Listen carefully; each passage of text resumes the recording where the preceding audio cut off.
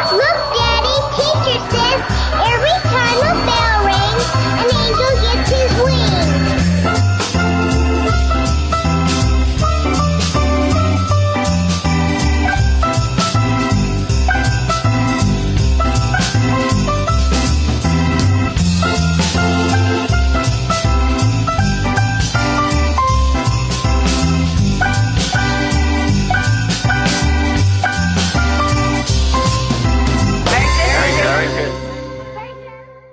Hola y bienvenidos a Passion for Truth Ministries, yo soy Jim Staley. Todos tenemos lindas memorias del ayer sentados en la mesa de la Navidad durante las Navidades celebrando el nacimiento de nuestro Señor, con nuestra familia, amigos y seres amados. Y hasta memorias de su resurrección en la primavera durante el tiempo de la Pascua.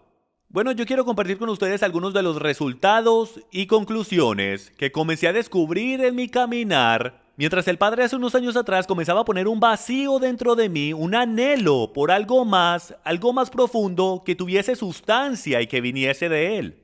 Y todos los años, mientras comenzaba a celebrar la Navidad, algo simplemente no se sentía bien, se sentía como que me faltaba algo, no se sentía como cuando yo estaba creciendo. Y a lo mejor tú también te puedas identificar con esos mismos sentimientos dentro de ti. Bueno, y mientras comenzamos a caminar a través de esta información, yo les quiero dejar saber desde el comienzo que mucha de esta información es impactante. Mucho de esto a lo mejor hasta te moleste porque tus emociones y tus memorias están atadas a la propia fibra que compone el quien tú eres. Entonces los quiero animar, que no le tengan miedo a la verdad mientras sale, porque al final del día, la verdad, según las Escrituras, solo puede hacer una cosa, y eso es hacerte libre. Entonces, para recordarles, antes de comenzar, de un padre a otro padre, yo tengo pequeñas en casa, algunas de las imágenes e información que vamos a compartir hoy son sensibles y a lo mejor usted quiera el mantener eso en mente mientras caminamos por este mensaje. Entonces, para comenzar, de la primera cosa que vamos a hablar es en verdad sobre el auditar nuestras vidas, nuestra información y las cosas que creemos. Y comenzaremos con una cita del Grupo Barna. Esta es la organización más grande de encuestas cristianas y estudios de toda la nación. Ellos analizan toda clase de cosas en la cristiandad, desde nuestras doctrinas, nuestras creencias y para dónde se están moviendo las cosas en la cristiandad. Y en un reciente estudio de fin de año, esta fue su conclusión. El problema enfrentando a la iglesia cristiana no es que la gente está haciendo un juego entero de creencias. El problema es que tienen un juego entero de creencias en mente que creen que es congruente con enseñanzas bíblicas, pero no están ni dispuestos a ser comprobados en error ni a aprender nuevos entendimientos. Puede que sea que la evaluación espiritual es tan descomún porque la gente teme que los resultados indiquen la necesidad de estrategias diferentes de crecimiento o de involucrarse más agresivamente en el proceso de crecimiento. Sin importar cuál sea la razón, la conclusión entre ambos, el sacerdocio y los laicos, es la indiferencia hacia su reconocida falta de evaluación. Básicamente lo que eso está diciendo es que nosotros como creyentes hemos llegado a un punto donde no nos importa lo que la verdad es, no nos importa lo que desde su perspectiva, desde la perspectiva de Yahweh, Él quiere para nosotros. A nosotros hasta nos da miedo el averiguar estas cosas porque sabemos que dibujará una línea en la arena y no queremos tomar esas decisiones porque al final del día queremos lo que queremos. Estamos cómodos con la manera que vivimos la vida, estamos cómodos con nuestras actividades religiosas y tradiciones hechas por hombres en todo sentido. Y amigos míos, al final del día, yo no sé usted, pero yo solo quiero complacer al Padre. Solo fuimos puestos en esta tierra por un par de razones. Y es para levantar su nombre en la tierra y para asegurarnos que lo amemos con todo nuestro corazón, alma, mente y fuerzas. Y lo queremos hacer a su manera. Algunos de ustedes cuando empiecen a ver la información en este video, inmediatamente les va a entrar un pensamiento dentro de la mente que les va a querer decir, bueno, eso no es lo que significa para mí. Yo también tuve ese pensamiento cruzar mi mente unos años atrás, y el Espíritu Santo en una manera delicada me empezó a decir, Jim, en verdad no importa lo que significa para ti. Tú no eres el que está siendo adorado, yo soy el que está siendo adorado, solo importa lo que yo piense. Entonces, por favor, tenga eso en mente mientras vamos a través de la información en este video, porque al final del día, nuestro deber es el ajustar nuestras vidas a la verdad. No importa qué difícil, no importa qué emocional o lo traumático que sea, porque al final, cuando cruces el desierto, hay una tierra prometida esperando. Hay bendiciones cuando haces cosas bíblicas de manera bíblica. Entonces comencemos con esta cita. Por John Calvin, que dice esto. ¿Es fe entender nada y meramente someter tus convicciones implícitamente a la iglesia? Nosotros queremos entender por qué es que hacemos las cosas que hacemos, por qué creemos las cosas que creemos y lo seguimos adorando a Él ciegamente, pensando que porque nuestros corazones son puros y sinceros, que Él simplemente va a aceptar cualquier cosa que pongamos en el altar. Eso sería como los israelitas antiguos tomando un cerdo, poniéndolo en el altar y sacrificando un animal impuro. Es como Caín sacrificando su jardín de vegetales cuando Yahweh, Dios, requirió un sacrificio de animal. En verdad no importa qué significa para nosotros, en verdad no importa qué sincero sea nuestro corazón, tanto es, la Biblia dice que nuestros corazones son malvados. Entonces Él no mira nuestros corazones, amigos míos, hasta que seamos obedientes. El corazón no importa. Si el corazón es lo único que importa, entonces más bien dejemos entrar a todo el mundo al cielo al final de los días, porque no es verdad que toda religión conocida al hombre es sincera en su corazón, del querer adorar a ese Dios con todo su corazón, alma, mente y fuerzas. Entonces, amigos, pongamos toda la teología sobre la mesa. En verdad no importa qué sinceros seamos, podemos estar sinceramente equivocados. Nos debemos asegurar que nuestra sinceridad y nuestra obediencia se alinee con las Escrituras, porque nos dicen las Escrituras que obediencia es mejor que sacrificio, porque podemos sacrificar todo lo que queramos, pero si no estamos haciendo y sacrificando de la manera que Él lo requirió, no vale de nada. Abraham Lincoln lo dijo de esta manera: la mejor manera de destruir a tu enemigo es de hacerlo tu amigo. Al final del día, amigos míos, el enemigo solo viene a hacer tres cosas: el robar, matar y destruir la verdad. Eso es lo que él trata de hacer. Lo hizo en el jardín, diciéndole a Adán y Eva que las instrucciones que Dios le entregó a Adán y Eva, y por el derecho instrucciones en hebreo significa Torah. La palabra Torah no significa ley, significa instrucciones. Entonces, mientras Yahweh les entregó Torah, instrucciones, en el jardín, el enemigo vino y dijo: él en verdad no quiso decir que morirás si rompes sus instrucciones. Entonces, el trabajo del enemigo es de removernos de nuestra herencia, de removernos del jardín. Y de la manera que siempre somos removidos del jardín es rompiendo sus instrucciones y escogiendo hacer las cosas a nuestra manera. Esto fue lo que los israelitas hicieron todo el tiempo, mientras caminaban por la línea del tiempo en la historia. Y es de que constantemente rompían el pacto, constantemente eran separados de la presencia de Dios, pero a través de arrepentimiento, tashuva, regresar, ellos volvían a entrar al pacto y Dios los bendecía, solo cuando obedecen, y Él los maldecía cuando no obedecen. Y amigos, yo he aprendido en mi propia vida que algunas veces la peor maldición es el de perderte de una bendición. Muy bien, continuemos. Una de mis citas favoritas es por John F. Kennedy, que dice: el gran enemigo de la verdad frecuentemente no es la mentira deliberada, inventada y deshonesta, sino el mito, persistente, persuasivo y no realista. Hasta Hitler lo dijo de esta manera. Él dijo: si tú gritas y repites una mentira lo suficiente, eventualmente la gente lo creerá como verdad. De nuevo, Satanás no tiene otro plan más que el de robar, matar y destruir. Él quiere remover palabras de la Escritura. Él quiere que creamos que podemos hacer las cosas a nuestra manera. Últimamente, ¿no es ese su espíritu? El espíritu de rebeldía dice que nosotros podemos hacer las cosas a nuestra manera, adorar a Dios a nuestra manera. Y al final del día, ahí es donde nos empezamos a quedar cortos, donde nos empezamos a perder de la gloria de Dios. Pero cuando comenzamos a hacer cosas bíblicas de manera bíblica, es cuando comenzamos a heredar las bendiciones que el Padre ha reservado desde el comienzo de los tiempos. Bueno, aquí vamos, todo eso fue introducción, vamos a comenzar con este pensamiento. ¿Cuáles son los 4 eventos más influyentes que tú puedas pensar de toda la historia bíblica, de toda la historia del mundo humano? Bueno, yo les puedo decir cuáles son los 4 eventos más influyentes, y por el derecho esta es la opinión de Jim Staley, esta es mi opinión de cuáles son los 4 eventos. Y bueno, para mí los 4 eventos más influyentes son los siguientes: el dar los mandamientos en el huerto, el dar de los mandamientos en el monte Sinaí, las bendiciones y las maldiciones, el nacimiento del Mesías y la muerte, el entierro y la resurrección del Mesías. Hay muchos y diferentes eventos que han pasado en la historia humana, pero para mí estos son los eventos más importantes que han ocurrido. Nosotros nos vamos a enfocar en los últimos 2 eventos, el nacimiento del Mesías y la muerte, entierro y resurrección del Mesías, porque esos 2 drásticamente afectaron la historia de la humanidad. Entonces ahora regresemos 4000 años en el pasado y comencemos a descubrir de dónde comenzó la historia de muchas de estas tradiciones. Vamos a regresar hasta por allá atrás en los tiempos de Noé. Tanto es, vamos a comenzar de la manera acostumbrada. Érase una vez, hace mucho tiempo atrás, había un hombre llamado Nimrod. Y Nimrod fue el bisnieto de Noé. Él era el hombre más popular de la tierra en aquel tiempo, tanto es, él era el rey de la tierra en aquel tiempo. Él fue el responsable por construir las ciudades de Babel, y a la torre de Babel y la ciudad de Nínive, entre otras cosas. Y poniendo todo eso al lado, no hay duda alguna que él tenía increíble influencia entre la gente con que él vivía. Y lo que sucedía era que él tenía una increíble reputación de ser un hombre que tenía mucha, pero mucha fuerza. Él creó grandes ejércitos y él gobernaba el mundo en aquel tiempo, justo después del diluvio. Pero él estaba lleno de idolatría y codicia y borracheras y de rebeldía en contra de Dios.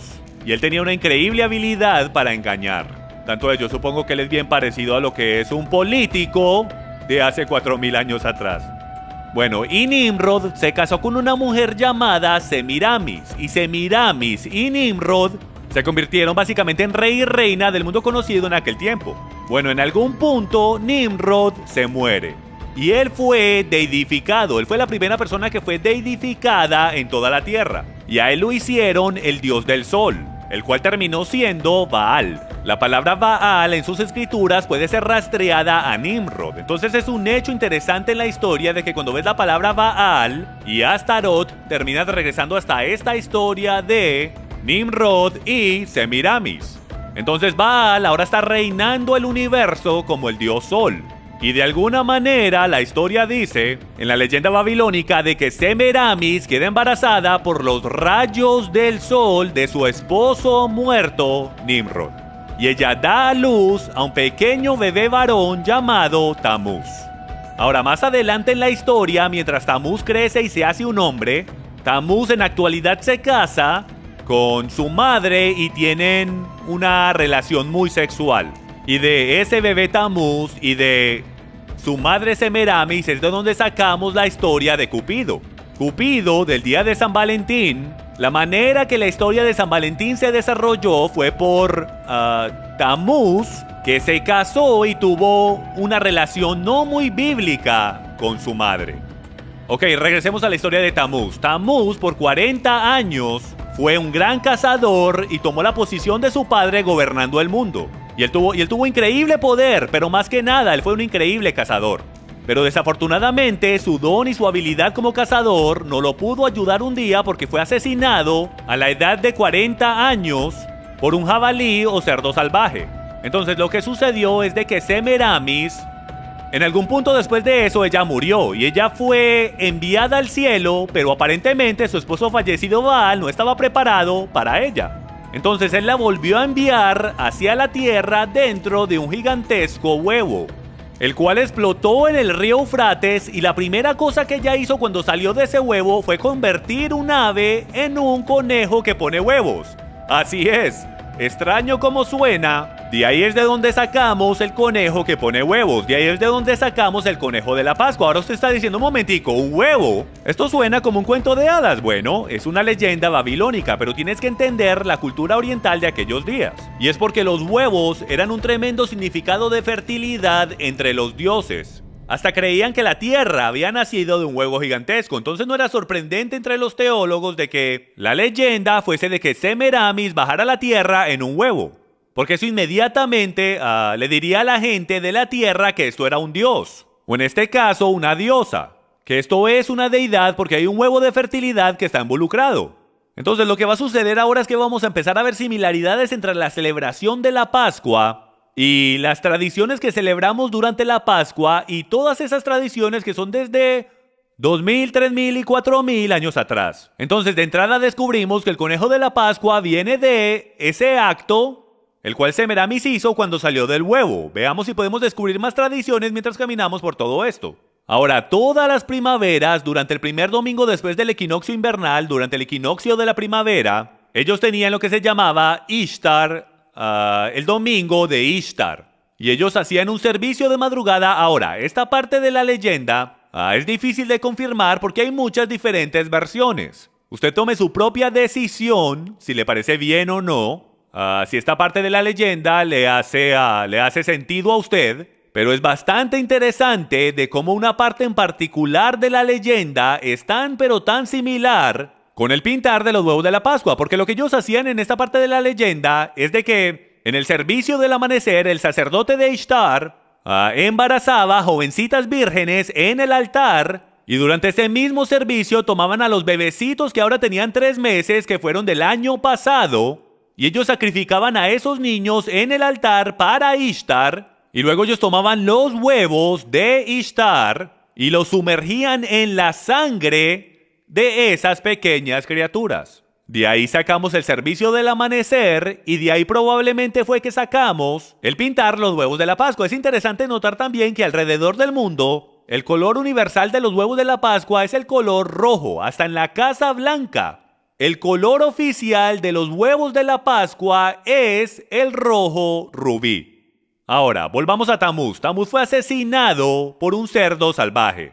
Entonces, todos los años, en conmemoración de celebrar la muerte y deificación de Tamuz, el cual se convirtió en el hijo de Dios, el hijo de su padre, ellos se paraban 40 días antes de la Pascua y ellos ayunaban y oraban y tenían una gigantesca cena en el domingo de la Pascua, donde ellos celebraban la muerte y la resurrección de Tamuz, ya que no saben qué cenaban ese domingo al anochecer. Así es, jamón de Pascua. Ellos mataban un cerdo en conmemoración a Tamuz, el cual fue asesinado por un cerdo salvaje. Y sí, los 40 días antes de la Pascua, lo que llamamos Cuaresma o lo que los católicos llaman Cuaresma, esos 40 días no vinieron, amigos míos, de los 40 días que Jesús estuvo en el desierto. Esos 40 días ya estaban implementados hace muchos y miles de años, antes de que Jesús siquiera apareciera. Eso viene de los 40 días de ayunar y orar por Tamuz antes de que celebraran la Pascua. Los 40 días de ayunar y orar de Jesús, y a mí me gusta llamarlo por su nombre hebreo, Yeshua, que significa salvación. El ayunar y el orar de Yeshua en el desierto por 40 días es solo una coincidencia. ¿Por qué? Porque el Padre conoce la verdad y el enemigo era la mano derecha del Padre y conoce las profecías. Y él sabía exactamente cómo todo estaba planteado. Y entonces él desarrolló todas estas tradiciones de hombres y todas estas leyendas, sean verdaderas o no sean verdaderas, pero él las desarrolló para desviarnos del tener entendimiento y que no podamos entender, para que cuando la verdad en la actualidad viniera, no la pudiésemos reconocer. El enemigo creó una farsa y nosotros no la hemos tragado por completo y enterita. Pero ahora estamos aprendiendo de dónde viene todo esto. Descubrimos de dónde viene la Cuaresma, de dónde viene el jamón de la Pascua, de dónde viene el servicio del amanecer. Hemos hasta descubierto por qué escogimos el primer domingo después del equinoccio de la primavera. Porque no lo escogimos. Siempre ha estado ahí durante la celebración de Ishtar. Ahora, lo que es interesante sobre Ishtar y Baal, o Semiramis y Baal, es los nombres. Encontramos estos nombres por todo lado en jeroglíficos egipcios, en todos estos, los jeroglíficos fenicios, en todos estos artefactos alrededor del mundo. Entonces, yo les voy a dar algunos de los nombres y el por qué comúnmente eran recordados por muchas de estas culturas y yo sé que ustedes los reconocerán inmediatamente. Primero que todo, en Egipto eran conocidos como Isis y Osiris. En Venecia eran reconocidos como Astarot y Baal, el mismo Astarot y Baal que puedes encontrar en tus escrituras.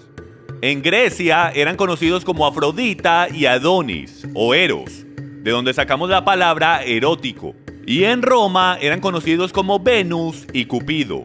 Así es, de ahí es de donde sacamos el día de San Valentín y Cupido. Hasta en el lejano oriente, escuchen esto es interesante. Cupido era conocido como Zoroastro. Zoroastro está hecho de 2 palabras, Zoro, que significa semilla de, y Astarot, que significa Ishtar. Entonces lo que Cupido en la actualidad significa en el lejano oriente es la semilla de Ishtar, o la semilla de su madre. Ok, eso viene de los archivos del estante, febrero 1994, volumen 2, libro 2. Hemos descubierto la Pascua, los huevos, el jamón, la Cuaresma, Cupido y San Valentín, el servicio de la Pascua, el servicio del amanecer y todo eso. Ahora nos queremos mover a las escrituras y mostrarles algunas conexiones con estos nombres. Porque usted ha leído estas escrituras y es increíble el cómo Yahweh siempre está tratando de hablarle a los israelitas y advirtiéndolos de que se mantengan alejados de Astarot y Baal. Entonces vamos a leer. Jueces 2:13 dice lo siguiente: y dejaron a Yahweh y adoraron a Baal y a Astarot. Primero de Samuel 7:4 dice: entonces los hijos de Israel quitaron a los Baales y a Astarot y sirvieron solo a Yahweh. Y en Romanos capítulo 11 versículo 4 dice lo siguiente: ¿pero qué le dice la divina respuesta? Me he reservado 7,000 hombres que no han doblado la rodilla delante de Baal. Ahora, lo que es interesante es que nosotros vamos a descubrir un poco más adelante en este programa cuál es esa tal imagen de Baal. Y más o menos por ahora ustedes deben de tener ese pensamiento del cual los advertí, de que eso no es lo que significa para mí. Yo celebro el nacimiento de Jesús y yo pongo todo mi énfasis en Jesús y yo celebro su resurrección. Y yo solamente me enfoco en Él. Bueno, tu corazón se podrá querer enfocar solo en Él y usted puede hacer lo que usted quiera. Pero la verdad del tema es que en verdad no importa qué enfocados estemos, qué sinceros seamos, qué puro sea nuestro corazón. Lo único que importa es si lo estamos adorando a Él de la manera que Él dijo que lo adoremos y si hay algo que estamos haciendo que lo esté ofendiendo. Y más adelante iremos a través de las escrituras y veremos si hay alguna cosa que nos hable sobre la Navidad y la Pascua y si hay alguna clase de instrucción que nos permita el adorarlo de la manera que queramos. Pero mientras tanto, por favor mantenga una mente abierta mientras caminamos por estos hechos históricos y estos símbolos bastante sorprendentes, los cuales usted podrá ver que se movieron en el tiempo y terminaron en nuestras iglesias cristianas de hoy. Comenzaremos con una variedad de símbolos que hemos descubierto en arqueología e historia que están bastante relacionados con la cristiandad, la Navidad y la Pascua, la adoración al sol y la adoración pagana el día de hoy. Entonces vamos a comenzar con la más obvia o la más importante, la cual es Tammuz y su madre Semiramis. Si miran la pantalla podrán ver a Isis y Osiris, o también conocidos como Ishtar y Tammuz. Ahora, algunos deben de estar pensando, un momentico por favor. Yo celebro la Pascua y tú estás hablando de Ishtar. Easter o Pascua en español es la modificación en inglés a la palabra Ishtar. En otras palabras, si dices Ishtar en inglés es pronunciado Easter. Así fue como evolucionó la etimología de esa palabra con el tiempo. Lo que yo quiero que ustedes vean es lo que está sobre su cabeza. Es una luna creciente y en el centro de esa luna creciente es en actualidad un símbolo del sol. Entonces, el símbolo de poder de Isis o Ishtar era la luna creciente sosteniendo al propio sol, su marido fallecido, Baal, el dios sol, y pueden ver al bebé ahí, el cual se alimenta de su seno. Y Ishtar era conocida como la diosa del este, la diosa de los senos expuestos del oriente o de la madrugada. Por eso era que tenían un servicio en la madrugada durante la Pascua. Su esposo, por lo contrario, era el dios del occidente, el sol poniente. Entonces tenías a la diosa, su esposa Ishtar, de donde se levanta el sol, y luego tenías a su esposo, el cual es el dios del occidente, en la puesta del sol, cubriendo todo el día entero, diciendo que los dioses paganos reinaban la tierra. Ahora nos moveremos por el resto de estos símbolos mientras caminamos por todo esto el día de hoy. Aquí en la pantalla pueden ver una imagen tallada pagana de la deidad solar Baal-Hadad, detallada como un disco en una luna creciente, ¿ok?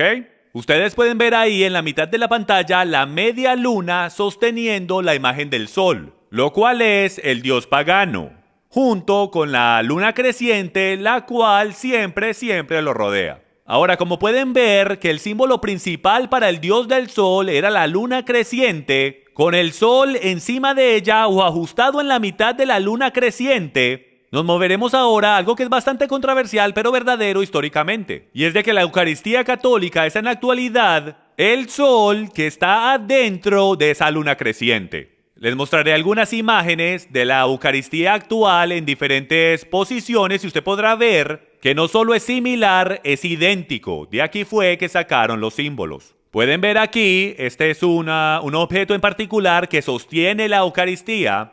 Y encontré esto en línea y esto es lo que la cita dice. No puse el nombre de la iglesia por obvias razones, pero básicamente este fue su anuncio Para un viernes en particular, dice, la adoración eucarística se celebra el primer viernes de cada mes, con el propósito de honrar y orar al bendito sacramento. Ahora, yo no sé usted, pero mi Biblia dice que le oremos al Padre, nuestro Padre. Yeshua, Jesús dijo que le oráramos al Padre. Él no dijo que le oráramos a objetos estáticos, aunque lo represente a Él o no. Ahora, mire bien cuidadosamente. Ahí a su mano derecha usted podrá ver la imagen de la luna creciente sosteniendo ese sol o esa hostia de pan.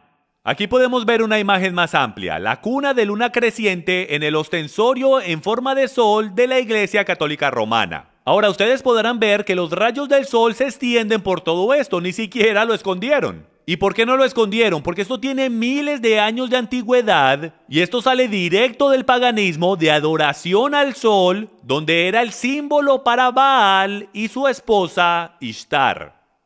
Y aquí podemos ver que la vara de cono de pino es otro símbolo encontrado en el paganismo conectado al dios pagano, que proviene de Egipto, Osiris. Está en la forma como de una horca, como pueden ver, donde el cono del pino está en el centro. Ahora, ¿por qué escogieron el cono del pino? Porque representa fertilidad. Porque viene del árbol de pino que se mantiene verde el año entero. Entonces, como todo empieza a morir en la primavera, el árbol de pino se convirtió en un símbolo de nueva vida, esperanza y fertilidad. Y como pueden ver, hasta en México han encontrado un dios mexicano que está sosteniendo un cono de pino en una mano, conos de pino en una mano y el árbol de pino en la otra. Ahora, lo que es interesante es que la estructura más grande de cono de pino en la Tierra puede ser encontrada en el patio del pino en el Vaticano. Ahora, déjeme hacer la pregunta. ¿Qué está haciendo un cono de pino siendo encontrado en el patio del pino en el Vaticano? ¿Por qué escogieron un pino? ¿Por qué es que el cono de pino puede ser encontrado en la vara del Papa? Porque esta vara va atrás hasta los tiempos antiguos de adoración al sol pagano, donde representaba poder y autoridad de los dioses. ¿Lo ven? Y este es un vistazo más de cerca a la vara, donde podemos ver el cono de pino integrado justo en la parte superior de la vara. Ahora movámonos a otro símbolo, y este es el símbolo del tridente. El tridente es la horca del diablo. En verdad lo que es un símbolo de Satanás, de los cuernos de Satanás, y es una antigua satánica y pagana señal de manos llamada el tridente. Encontramos esto en arqueología por todo lugar que encuentras una sociedad de adoración al sol, encuentras el tridente por todo lado. Lo encontramos en el antiguo Babilonia y lo encuentras en las manos de todos los dioses paganos al sol. Todos los dioses paganos y faraones tenían alguna clase de tridente o vara, la cual los conectaba con autoridad y poder de los dioses. El más popular, por supuesto, es el tridente de Neptuno, lo llamamos la horca del diablo, y de ahí es de donde viene. Esto no fue algo que alguien se inventó, esto tiene historia y un origen de donde vinieron estas cosas. Ahora, si nos movemos adelante en el tiempo, o nos quedamos en el mismo tiempo, podemos encontrar otro símbolo, el cual es mucho más importante, tanto van a poder ver dos símbolos en esta imagen. Esta es una estatua pagana de Júpiter, la cual ha sido renombrada como San Pedro. ¿Y qué es lo que él está haciendo? El símbolo del tridente. Ese símbolo es un símbolo pagano reconociendo el poder de los dioses del sol. Y también podrán ver otro símbolo en esta imagen, y es la aureola. Miren bien cuidadosamente, no es una aureola, es un destello del sol. Lo que ponían detrás de las cabezas de los dioses, o de los santos, si puedo, no es una aureola, es un destello del sol representando el poder del dios del sol. Y llaman a esto San Pedro en el Vaticano, pero la historia nos muestra que en realidad esto es una estatua del dios Júpiter. Y también podrán ver lo que es el niño Jesús, supuestamente el niño Jesús, pero no es más otro que el bebé Tamuz. ¿Y cómo sabemos que no es el niño Jesús? Porque vemos el tridente por todo lado. Pueden ver el símbolo del tridente en la mano del niño Jesús, junto con un tridente saliendo de la cabeza de la estatua. Puedes ver 3 tridentes, 2 por los lados de la cabeza y 1 por encima de la cabeza. Este no es el niño Jesús, señoras y señores. Este es el dios pagano del sol, Tamuz, de la historia de Baal, Nimrod y Semiramis, que terminó siendo Cupido en el día de San Valentín de hoy. Movámonos a otro símbolo completamente diferente. Aquí podemos ver una serpiente con alas guardando el trono del rey Tutankamen. Y usted podrá ver que esta serpiente con alas en verdad es un dragón, y a través del folclore y la cultura, a través del mundo entero, hemos podido ver dragones con alas en jeroglíficos antiguos egipcios, mejor dicho, los hemos visto por todo lado. Y eso es todo otro estudio en sí, pero la realidad del tema es de que la serpiente en las escrituras siempre ha sido conectada con Satanás o Lucifer, el ángel caído de luz, el cual en el jardín del Edén fue descrito como una serpiente que era muy sutil y engañosa, que siempre está respirando el fuego de muerte de su boca si puedo, siempre buscando el destruir y devorarse al pueblo de Dios. Entonces yo quiero que vean cómo la serpiente, que siempre en las escrituras está conectada con actividad demoníaca o Satanás, aparece tanto en estructuras religiosas y sus artefactos. Aquí podemos ver la serpiente maya dios del sol, Quetzalcóatl, saliendo de la boca de un dragón con alas. ¿Ok? Entonces el dios maya está saliendo de la boca de un dragón con alas. En esta otra imagen tenemos a una serpiente con alas llevando almas fallecidas al cielo. Y si lo miran bien cuidadosamente, pueden ver que las almas fallecidas están montadas en la espalda de la serpiente. Y pues ha sido interpretado de que la serpiente con alas va en camino al cielo y se está llevando a su gente con él. Y yo les voy a sugerir que no es para el cielo para donde él va. Aquí podemos ver otra serpiente con alas, la serpiente con alas que hemos visto por miles de años en el paganismo, como manija de la puerta en la Catedral de San María en San Francisco, California. Ahora déjenme les pregunto, ¿qué está haciendo una serpiente con alas en cualquier artefacto religioso o edificio religioso que esté conectado con Yeshua el Mesías, Jesús el Cristo, nuestro Redentor y Salvador? No debería estar ahí. Aquí tenemos un dragón con alas en el gran emblema del Papa en el Museo del Vaticano. ¿Por qué hay un dragón con alas en el emblema papal en el Museo del Vaticano? El mismo dragón con alas que vemos a través del paganismo. Ahora, el dragón con alas está conectado y evolucionó a lo que nosotros hoy día llamamos el báculo de serpiente. Miren aquí cuidadosamente a lo que el rey Tutankamen tiene en su mano, la vara torcida o el báculo de serpiente, el cual estaba diseñado para proteger a los dioses o para proteger a los líderes y faraones del antiguo Egipto. Ellos hasta creían que la serpiente con alas los protegería, entonces hicieron estos báculos de serpiente con los cuales hasta los enterraban cuando morían. Pues la creencia era que los protegería y les daría poderes en la otra vida. Aquí también podemos ver a la diosa griega Atena sosteniendo el báculo de serpiente en su mano derecha, el cual es un símbolo de poder y autoridad.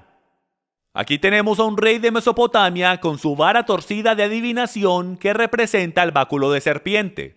Aquí podemos ver el báculo de serpiente católico romano de los obispos y también de los altos oficiales de la Iglesia Católica. Si miramos bien cuidadosamente, podemos ver que hay una serpiente con alas metida en la curva de ese báculo. Los báculos de todos los obispos y de los altos oficiales de la Iglesia. Ahora, vuelvo a preguntar, ¿por qué encontramos la serpiente con alas, la misma serpiente con alas que encontramos hace 2000, 3000 y 4000 años en adoración pagana al sol? Lo mismo que hemos encontrado en la antigua cultura egipcia, lo cual sabemos que es Hasatán o Satanás.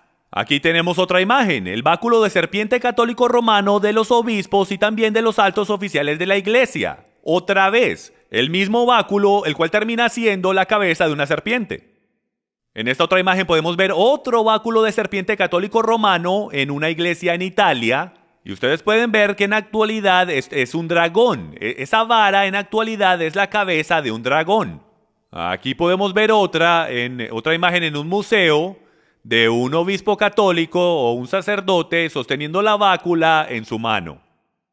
Aquí podemos ver una de las imágenes más increíbles de la bácula de serpiente aquí a su mano derecha. Y si usted mira cuidadosamente, en actualidad es un rey. Y encima de la cabeza del rey es el cuello de la serpiente o la cabeza de la serpiente. Y empieza a girar hasta que en la actualidad veas la cabeza de la serpiente. ¿Y qué es lo que está saliendo de su boca? Es el fuego de la serpiente. Entonces, yo no sé ustedes, amigos míos, pero de la corona del rey, de mi rey, ciertamente no está saliendo la serpiente, la misma que engañó a Adán y Eva en la antigüedad. Pero vemos eso aquí y básicamente en cada una de las báculas católicas romanas y también en las báculas egipcias y por todo ese pasaje de tiempo. Y ahora moviéndonos a otro símbolo que está encontrado por todo el paganismo Y es el sol brotante o la rueda solar, el sol brotante que vimos en las aureolas, de las cuales hablaremos en un momento. Podemos ver que es representada como una rueda solar a través de la arqueología. Y aquí lo vemos en un altar antiguo de Babilonia para el dios Sol, Baal. Y su símbolo principal es la estrella de 8 puntos, que puede ser representada como 2 estrellas de 4 puntos, las cuales se construyen una dentro de la otra como la rueda solar. Podemos ver la misma rueda solar o sol brotante sobre un templo budista en Tailandia. Aquí podemos ver una rueda solar que es representada en el piso del monasterio de San Ignacio. Ahora, como ustedes pueden ver, comienza como una rueda solar pequeña de 8 lados, pero va creciendo más y más y más en el suelo de ese monasterio. Ahora, a lo mejor ustedes dirán, eso solamente es un suelo que fue decorado de esa manera. No, amigos míos, la razón por la cual escogieron esa rueda solar o poner ese diseño en el suelo es porque está conectado con adoración al sol. Todo templo pagano en la antigüedad usaba ese diseño en su suelo, como adoración al sol, y todavía lo estamos usando hoy. Aquí podemos ver el rostro de un niño, el cual es Tamuz, dentro del símbolo de fertilidad de los rayos del sol en un altar católico romano. El mismo símbolo es encontrado en el rostro del dios del sol babilónico en un púlpito de la Iglesia Católica Romana en Escandinavia. El mismo símbolo sale directo del paganismo, como ya les he mostrado. Esta es probablemente una de las imágenes más increíbles que tengo. Usé el programa Google Tierra para tomar una imagen satelital y paré unas cuantas millas en el aire y miren lo que encontré. Esta es la rueda solar más grande en la Tierra y está en el patio de San Pedro en el Vaticano en Roma. Amigos, y para que vean que no estoy inventando nada, hay 8 cuadrantes en esta rueda, la misma cantidad de cuadrantes que puedes encontrar en las ruedas solares de adoración pagana. No, y para que se sorprendan más, ahora les voy a mostrar qué es lo que está en el centro de esa rueda. Pero antes de hacer eso les voy a hacer una pregunta. ¿Por qué están esas líneas pintadas si no es una rueda solar? La realidad es que estos artefactos, que este edificio fue construido para que fuera una rueda solar. Y se los digo porque hoy en día, en estos tiempos modernos, ya sabemos que esto está conectado a la adoración pagana del sol. Ahora miren esto, el disco solar detrás de la cabeza de una estatua católica romana en la Catedral Westminster en Londres. ¿De dónde sacaron ellos esa idea? Es porque lo encontraron detrás de la cabeza de Júpiter y de todos estos dioses paganos. De ahí fue que la Iglesia Católica sacó todas estas cosas. Lo que ustedes ven ahí como una aureola, eso no es una aureola, eso es un disco del sol y lo sacaron del paganismo. Aquí podemos ver que detrás de Krishna también hay un disco solar detrás de su cabeza, y esto es para demostrar que no pasa solamente en la Iglesia Católica. El disco solar precede el catolicismo por cientos o hasta miles de años. Lo podemos ver en ventanas de las iglesias católicas, de todos sus santos, y hasta María. Y si miran cuidadosamente al corazón sagrado, y no tengo tiempo para entrar en detalle en todo eso, pero hasta el corazón sagrado viene directo del paganismo. Esa misma y exacta imagen con el disco del sol tiene que ver con Baal y Tamuz, los dioses paganos. Y lo puedes ver por todo lado en la Iglesia Católica Romana y hasta en otras religiones paganas alrededor del mundo. ¿Y en dónde encontramos esta estrella de 8 puntos, este disco solar, esta rueda solar el día de hoy? En ningún otro lado que el árbol de la Navidad. Y yo sé que a todos nos han enseñado que la estrella en el árbol representa la estrella de Belén que los reyes usaron para encontrar al bebé Jesús. Pero desafortunadamente la estrella de los antiguos dioses paganos precede la estrella del árbol de Navidad, la estrella de Belén, por miles de años. Estaban tomando el disco solar y lo estaban conectando a lo que ustedes van a conocer como el árbol de Nimrod. Y de ahí es que sacamos nuestro árbol de Navidad y la estrella que le ponemos encima. Si miran cuidadosamente podrán ver que hay bastante significancia y similaridad entre el disco solar y la estrella que ponemos encima el día de hoy. En esta imagen podemos ver el disco del sol orgullosamente expuesto encima de un árbol de Navidad en un centro comercial. Ni siquiera están escondiendo el hecho que no es una estrella sino un disco del sol. Hasta la estrella de 8 puntos encima del árbol de Navidad de la Casa Blanca para que todo el mundo lo vea es la misma estrella de 8 puntos que encontramos en arqueología de miles de años atrás conectada con adoración al dios del sol pagano.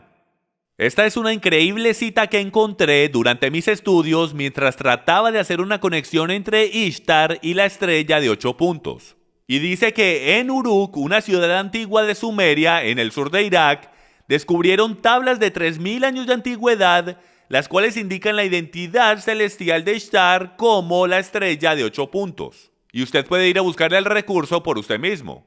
Es sorprendente para mí, amigos míos, cómo hemos tomado todas estas tradiciones que creemos que nos inventamos recientemente, cuando cada una de ellas puede ser rastreada a algo que alguien hizo, el cual no quería a nuestro Dios, lo odiaba. El enemigo ha creado un Dios falso y el hombre se ha robado todas esas tradiciones y hemos estado adorando al Dios de Abraham, Isaac y Jacob, de la misma manera que los antiguos han adorado a sus dioses paganos. Y la pregunta del millón que tenemos que responder al final de esta enseñanza es si podemos adorar a Dios de la misma manera que los antiguos paganos lo hicieron. Y sí que vamos a responder esa pregunta.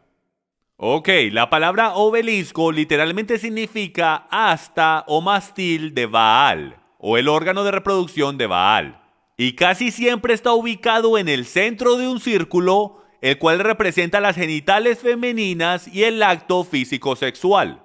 Por esto es que el obelisco y la rueda solar trabajan juntos. Por eso los puedes ver en el Vaticano, en el patio de San Pedro. Y aquí podemos ver cómo ese obelisco está en todo el centro de esa rueda solar, si lo pueden ver ahí en el círculo, lo cual significa la consumación de ese acto sexual entre el dios Sol Baal y su esposa Ishtar o Semiramis, o como la llamamos en inglés, Easter, lo cual es Pascua.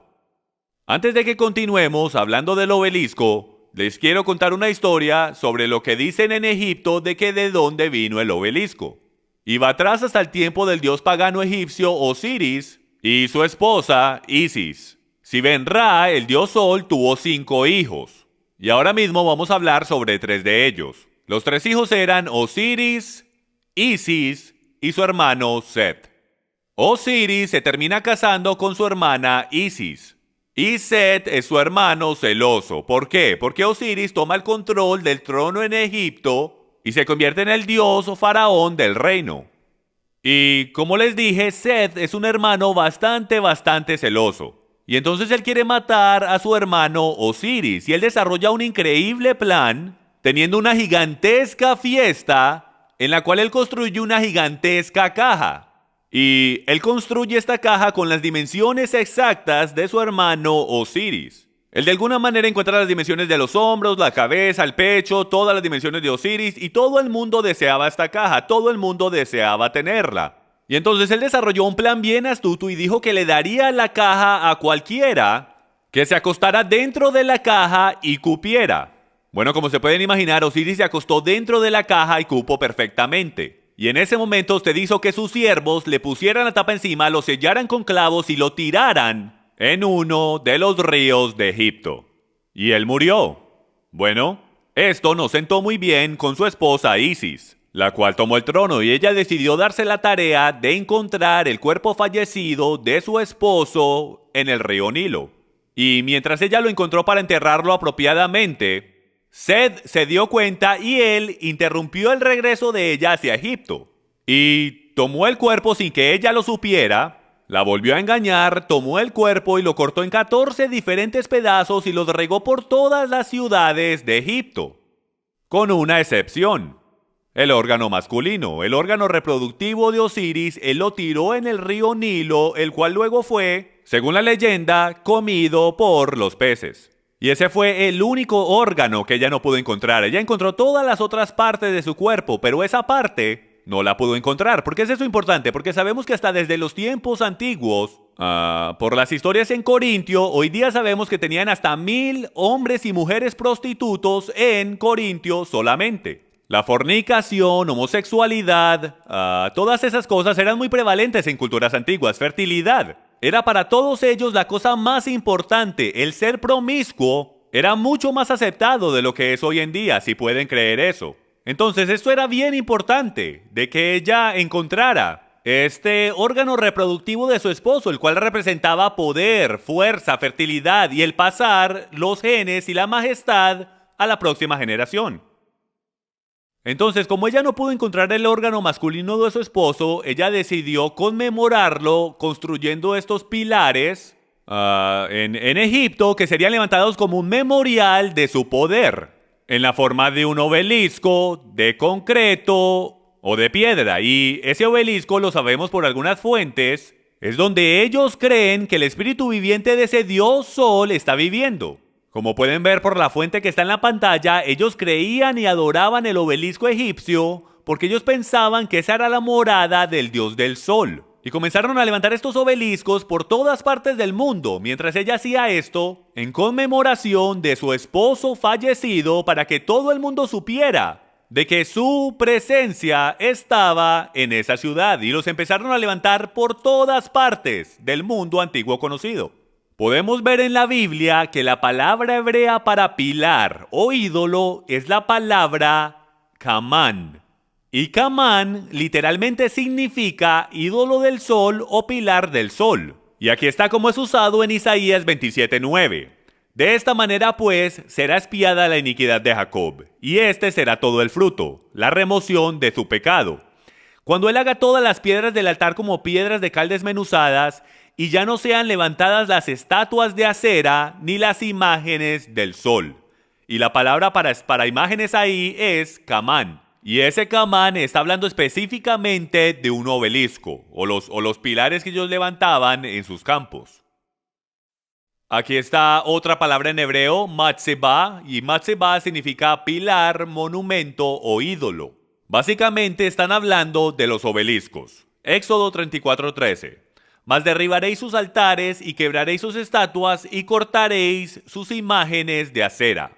Levítico 26:1. No haréis para vosotros ídolos, ni escultura, ni os levantaréis estatua, ni pondréis en vuestra tierra imagen de piedra, hablando del obelisco, para inclinarlos a ella, porque yo soy Yahweh, vuestro Elohim. Deuteronomio 7:5. Mas así habéis de hacer con ellos. Sus altares destruiréis y quebraréis sus estatuas, y cortaréis sus imágenes de acera y quemaréis sus esculturas en el fuego. Y como pueden ver, hay muchas más escrituras que hablan de los pilares y los obeliscos que levantaron en sus tierras. El gran Dios de Abraham, Isaac y Jacob, Yahweh, no estaba luchando constantemente contra sus dioses pequeños. Él constantemente estaba luchando contra su Dios primordial, el cual era Baal, el dios del sol. Él siempre estaba mencionando a Baal, a Astarot, el dios del sol del oriente y el dios del sol del occidente.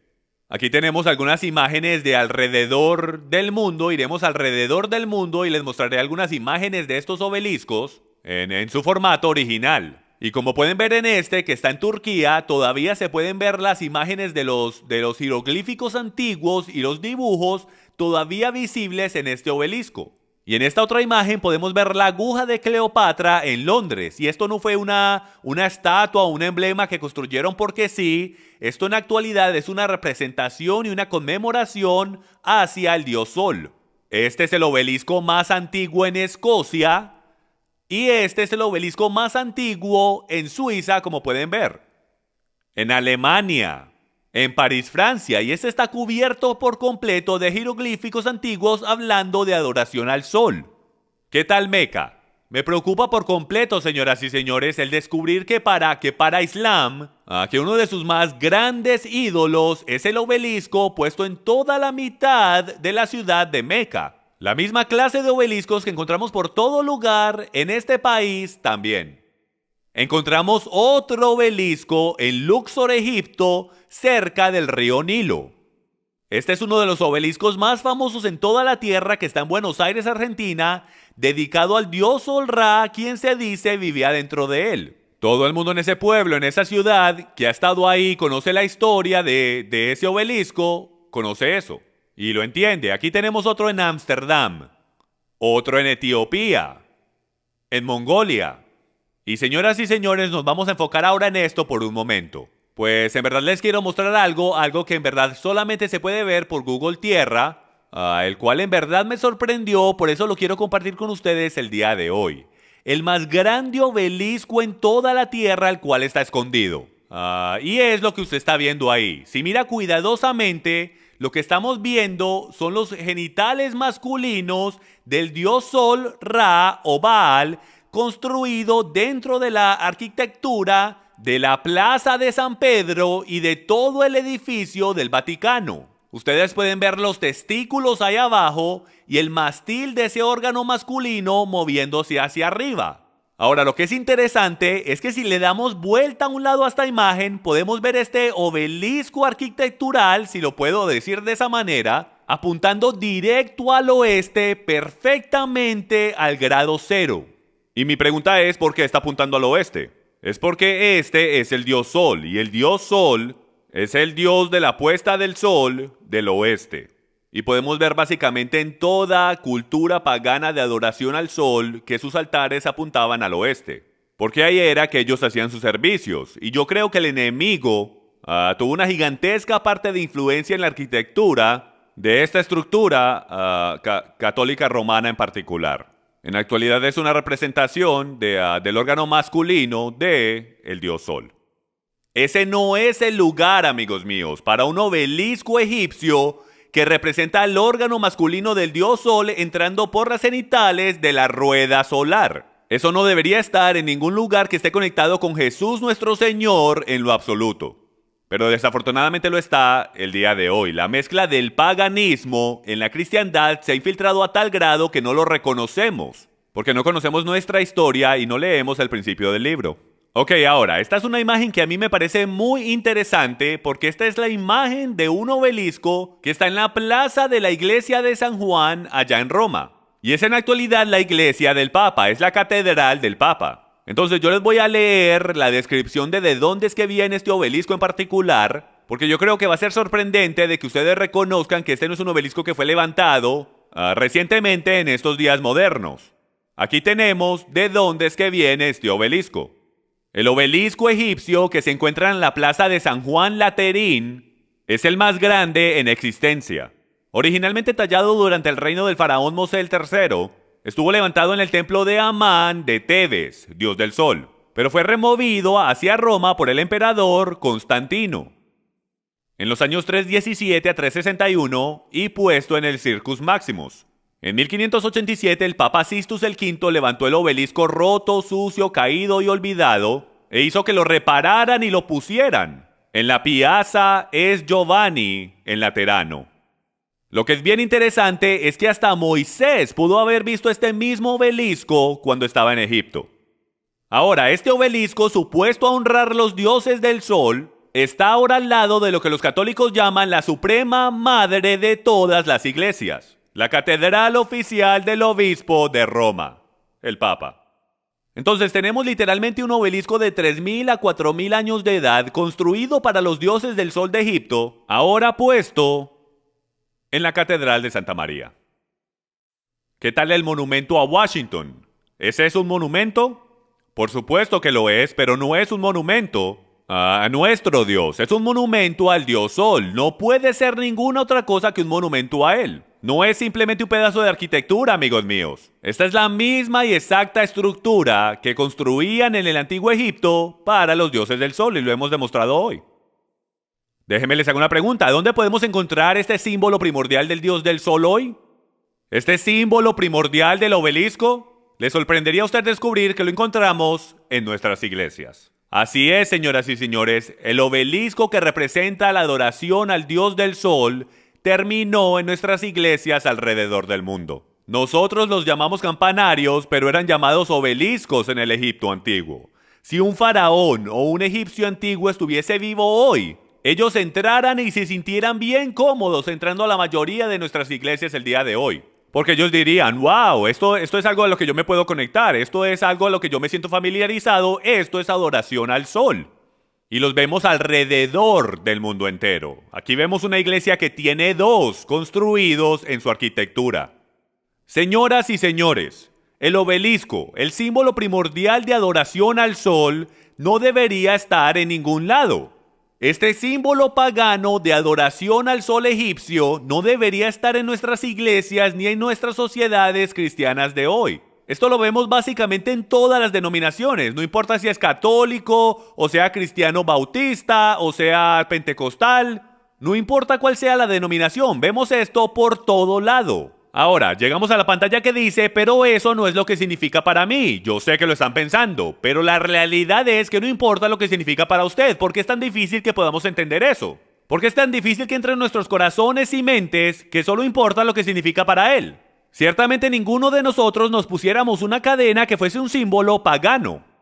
Pero sin embargo, construimos iglesias con símbolos que ni siquiera sabemos que son satánicos. Tenemos celebraciones que se rodean a sí mismas con símbolos paganos. Y sin embargo, como no las conocemos, pensamos que están bien. Pero la realidad es que el gran Dios de Isaac, de Abraham, Isaac y Jacob, él sabe qué significan esos símbolos. Entonces, desde su perspectiva, él ve esos símbolos y le recuerda de cuando pasaban a sus hijos por el fuego de Molec. Le recuerda de los infantes que fueron asesinados y sacrificados en los altares de Ishtar. Le recuerda de toda la adoración al Dios del Sol. Le recuerda de su pueblo que se alejó de él, que le dieron la espalda y sirvieron a otro Dios. Es un símbolo recordatorio para él y por esa simple razón nosotros deberíamos deshacernos de esos símbolos, ponerlos al lado, quemarlos como lo hizo Nehemías, y a todos, Jeremías y todos los profetas del pasado que derrumbaron los lugares altos y destruyeron los pilares. Aquellos los cuales derramaron su sangre, sus hijos, sus fuerzas, lo hicieron todo por destruir estos lugares altos mientras nosotros los levantamos otra vez.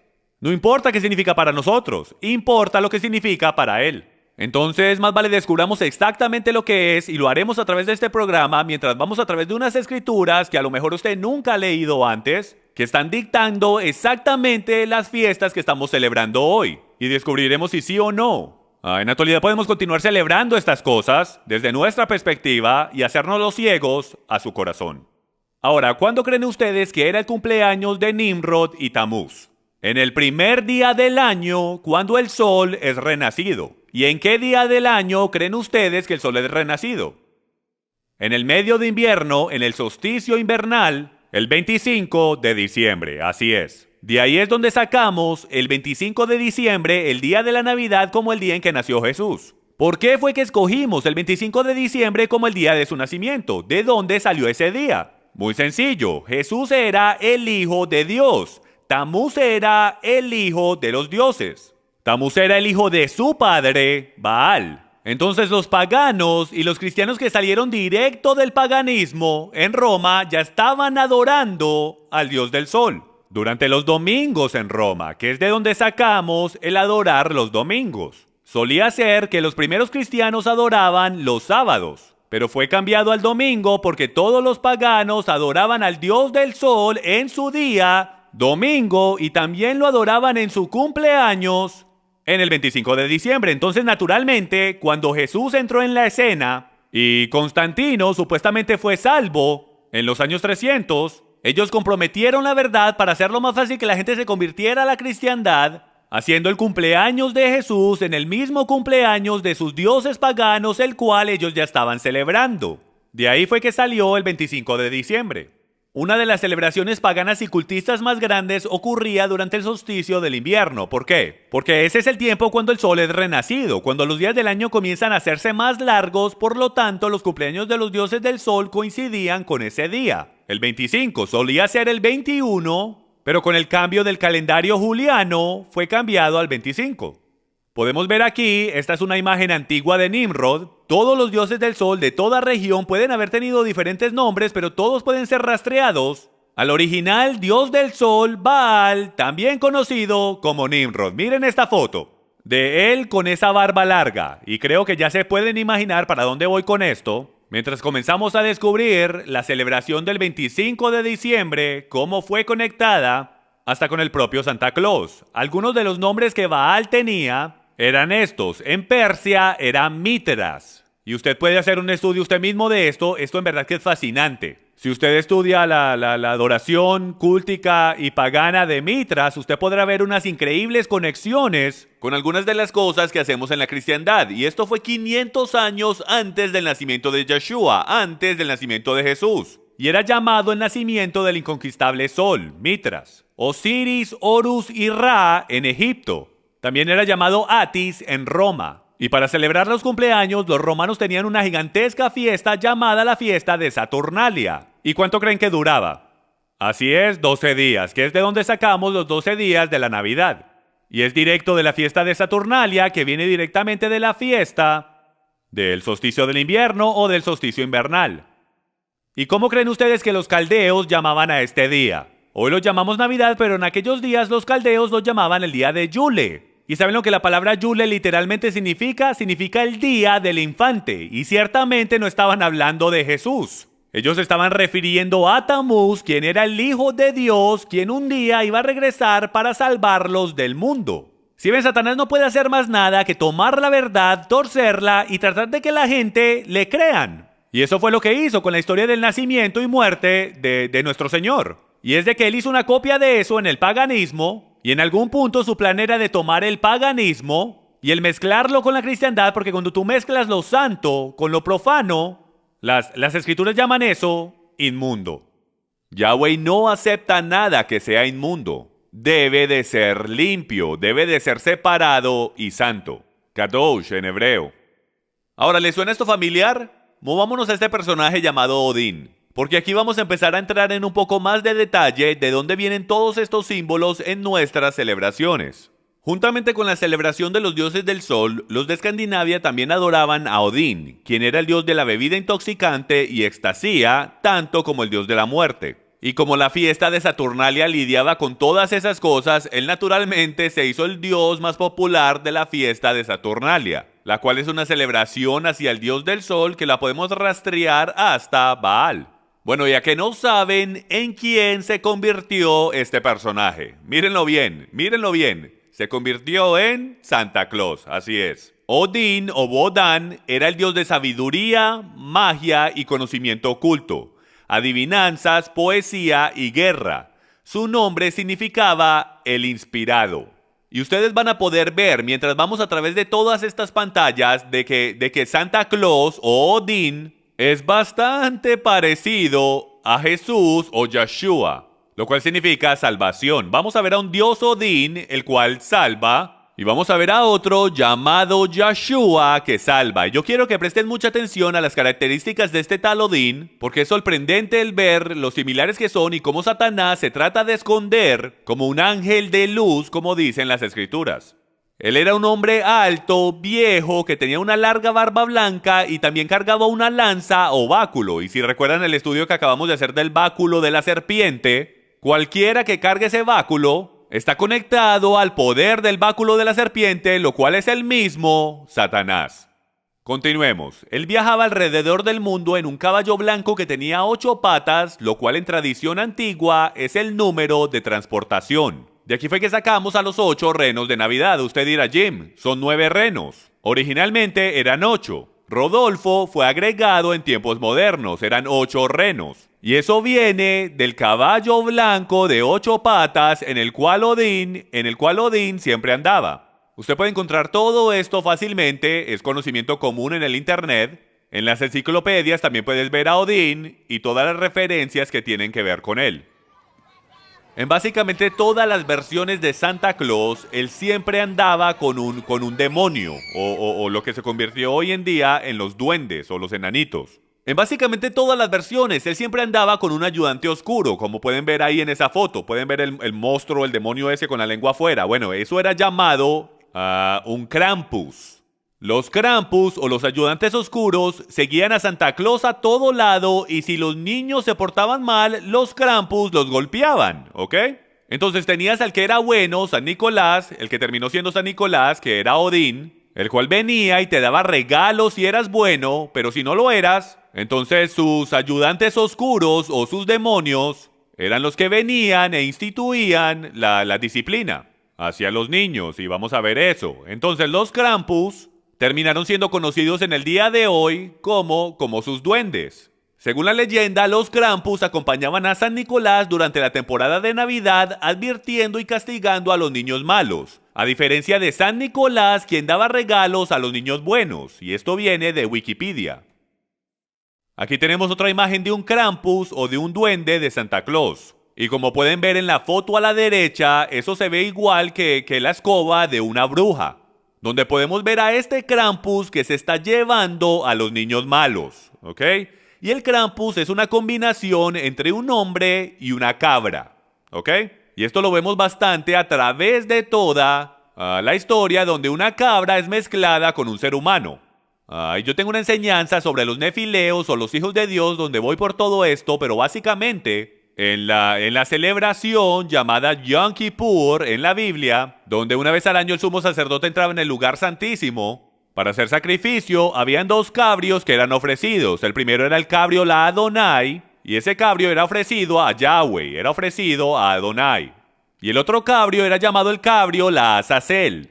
Y ese cabrio era sacado afuera hacia el desierto, y ese cabrio era empujado por un precipicio. El cabrio la Azazel era donde el sumo sacerdote ponía sus manos y ellos incorporaban todos los pecados de Israel en su cabeza y lo tomaban y lo enviaban hacia el desierto para Azazel. Y Azazel era un dios mitad hombre, mitad cabra, ¿ok? En la mitología antigua.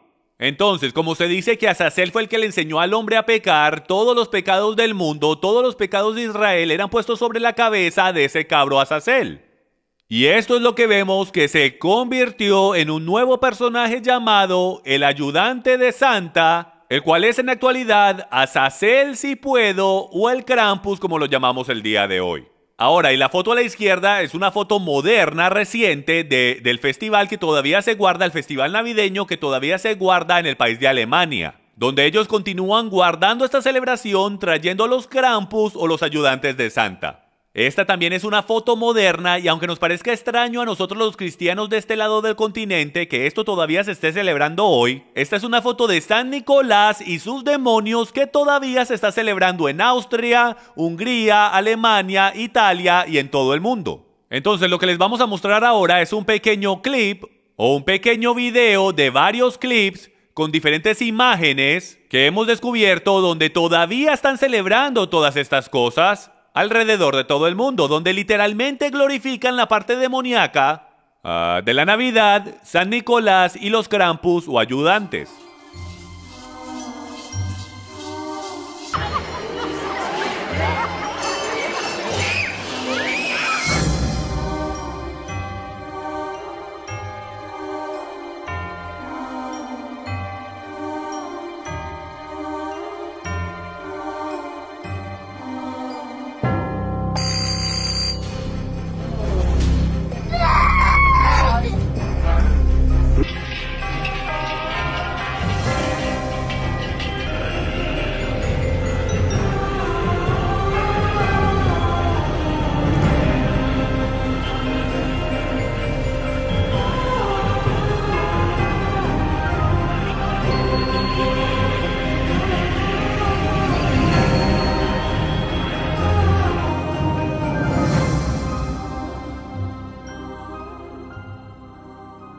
Yo lo sé y créanme que me disculpo. Yo sé que las cosas parece que se ponen peor, ¿no es así?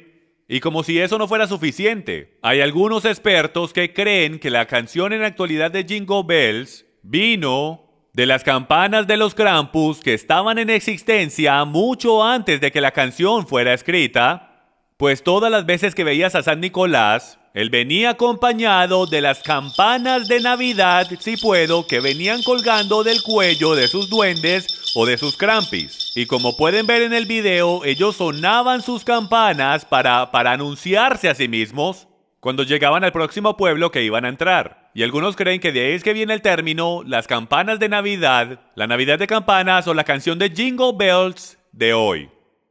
Ahora vamos a entrar a descubrir exactamente de dónde vino Santa Claus. Ahora, ¿cómo fue que Odín terminó siendo Santa Claus? Aquí está la rendición o la evolución de cómo Odín terminó siendo Santa Claus. Para los 1500 en Holanda, allí él se convirtió en Sinterklaas. O sea que Odín se convirtió en Sinterklaas.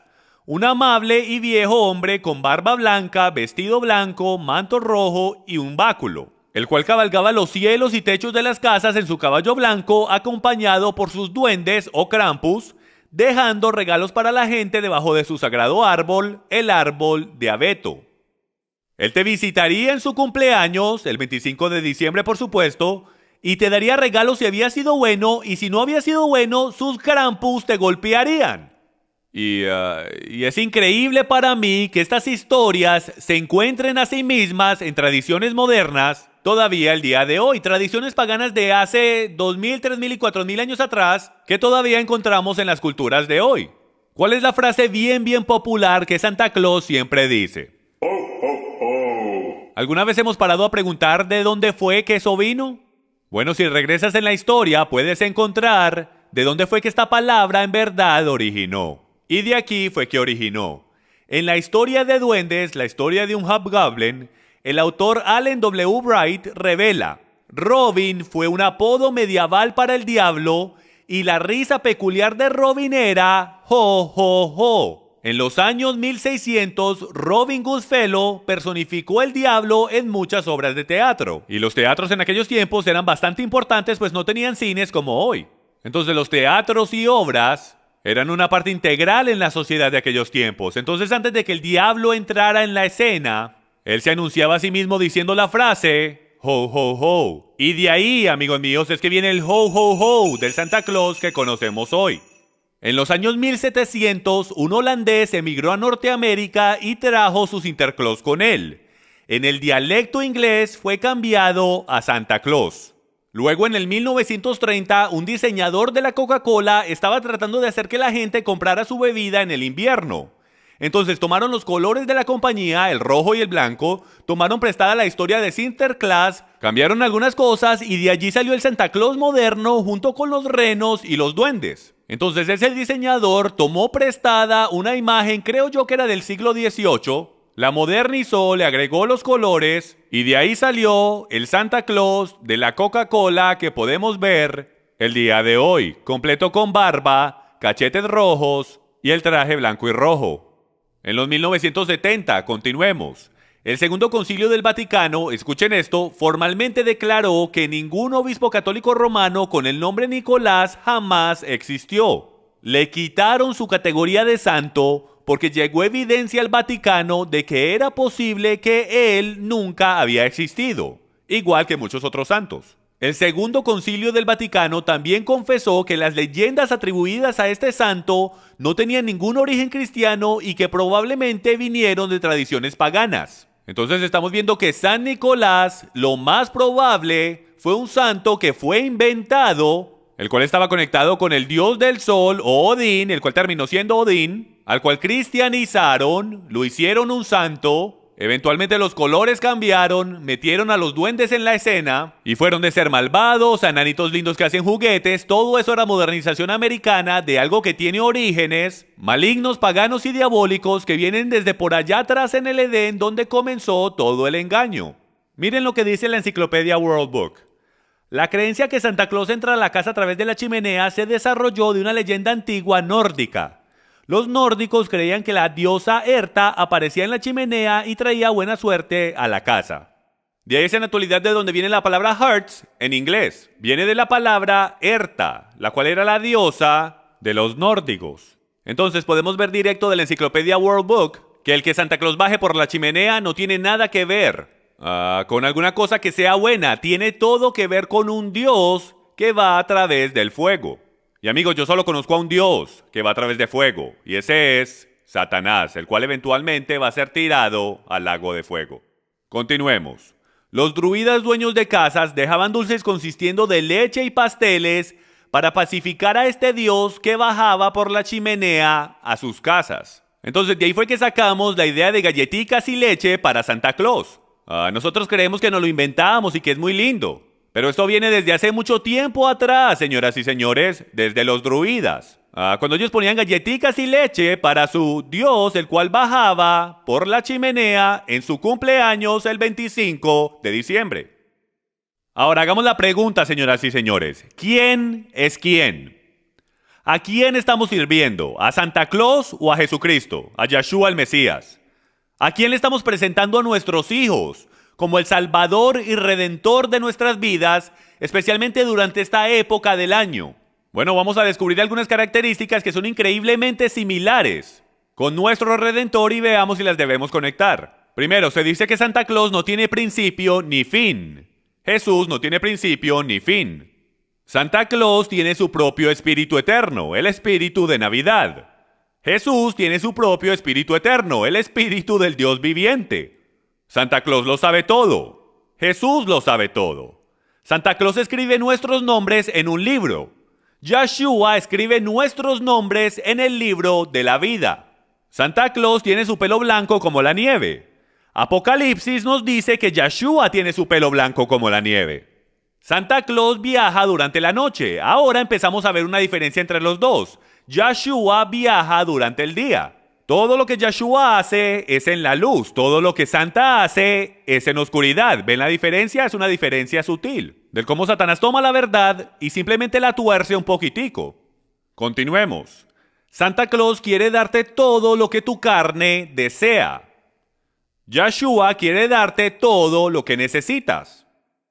Santa entra a tu casa a través del fuego. Ciertamente nuestro Señor no entra a nuestra casa a través del fuego.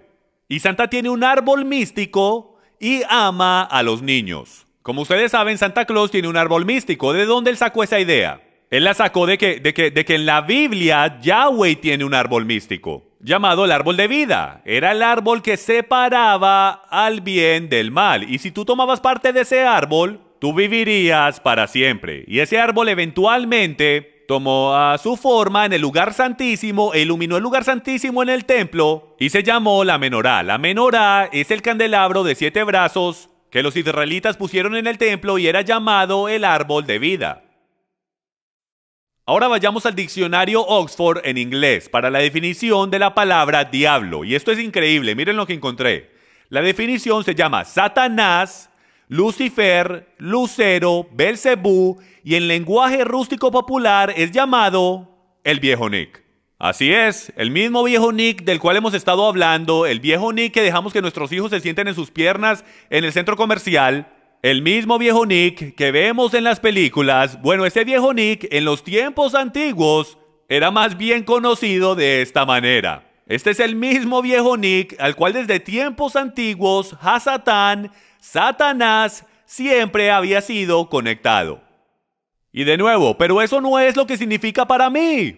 Y yo espero que para ahora ya hayan entendido que no es que significa para mí.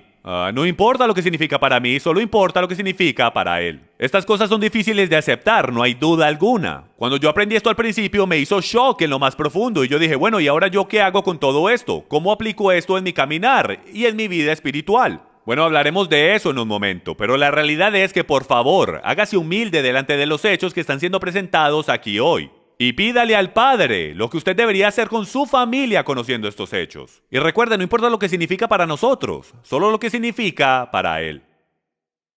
Regresando a Odín, el símbolo principal de este ser místico que tenía poderes como un dios era el árbol eterno de abeto. A diferencia, como si usted ve a la mano izquierda, el símbolo principal del verdadero Dios Yahweh, desde el huerto en Génesis hasta la Nueva Jerusalén en Apocalipsis, es el árbol de vida, lo cual es la menorá de 7 ramas que estaba en el lugar santísimo. Ahora, el árbol de Navidad. Árboles han sido adorados por toda cultura pagana en el mundo, y eran un símbolo principal de adoración al dios del sol y de fertilidad. El árbol de Navidad tomó el lugar del obelisco en los hogares paganos. El árbol de abeto tomó el lugar de ese obelisco como una imagen o representación del dios del sol. Por eso era que ponían ese disco solar o esa estrella de 8 puntos encima de él. El árbol de abeto era dicho ser mágico porque permanecía verde todo el año. Era decorado en algunas culturas con frutas para simbolizar nueva vida. Y en otras culturas era decorado con 12 velas para honrar sus dioses del sol. Y es porque la fiesta de Saturnalia duraba 12 días. De ahí es que sacamos los 12 días de la Navidad. Hoy en día hasta le cantamos canciones, igualito como lo hacían en los rituales antiguos de adoración pagana. Jeremías 10, del 12 en adelante dice: Así dice Yahweh, no aprendáis el camino de las gentes, ni de las señales del cielo tengáis temor, aunque las gentes las teman. Porque las costumbres de los pueblos son vanidad, pues cortan el leño del bosque con el hacha, es obra de manos de artífice. Lo adornan con plata y oro, con clavos y martillo lo afirman para que no se mueva. Erguidos están como palmera, pero no hablan. Necesitan ser llevados porque no pueden andar. No tengáis temor de ellos, porque no pueden hacer mal, ni para hacer bien tienen poder. Ahora, mucha gente cree que este versículo en particular está hablando específicamente del árbol de Navidad. La realidad del tema es que este versículo en verdad no está conectado con árboles de Navidad. Esto está más conectado con la idea de que fueron a los bosques y tomaron árboles y luego ellos los tallaban y decoraban a sus ídolos con oro y plata. Y lo que les quería mostrar en esta escritura es que toda la idea de decorarlos con oro y plata, como las bolas, lo cual en la actualidad, lo crea o no, representa en culturas antiguas los testículos del dios del sol, que iban en el mástil de Baal, junto con el símbolo del rito pagano de fertilidad y la rueda del sol encima de él. De ahí fue que sacamos la idea del oro y plata. Fue de que ellos decoraban sus ídolos con oro y plata. Entonces esto era lo que yo quería sacar de esta escritura, no necesariamente de que estaban cortando un árbol de Navidad. Esa tradición no vino hasta mucho después. Pero de aquí fue que se sacó la idea, porque los ídolos eran decorados con oro y plata. Podemos ver en este ídolo mexicano del dios del sol, si miran cuidadosamente, ahí podemos ver el árbol de abeto. Este árbol se terminó convirtiendo en lo que nosotros conocemos hoy como el árbol de la Navidad. Ramas de acebo, ¿de dónde vinieron estas tradiciones? Ellos también usaban recortes de arbustos de hoja perenne para decorar sus hogares en esta época como una ofrenda y como un símbolo del dios de fertilidad, el dios de la primavera. Esto sería Ishtar. Los muérdagos, ¿de dónde viene el muérdago? Pueblos celtas y teutónicos por mucho tiempo habían considerado que el muérdago tenía poderes mágicos. Se decía que tenía la habilidad de sanar heridas y aumentar la fertilidad. Los celtas lo ofrecían a sus dioses en oración y colgaban muérdagos en sus hogares para alejar espíritus malos, ¿ok?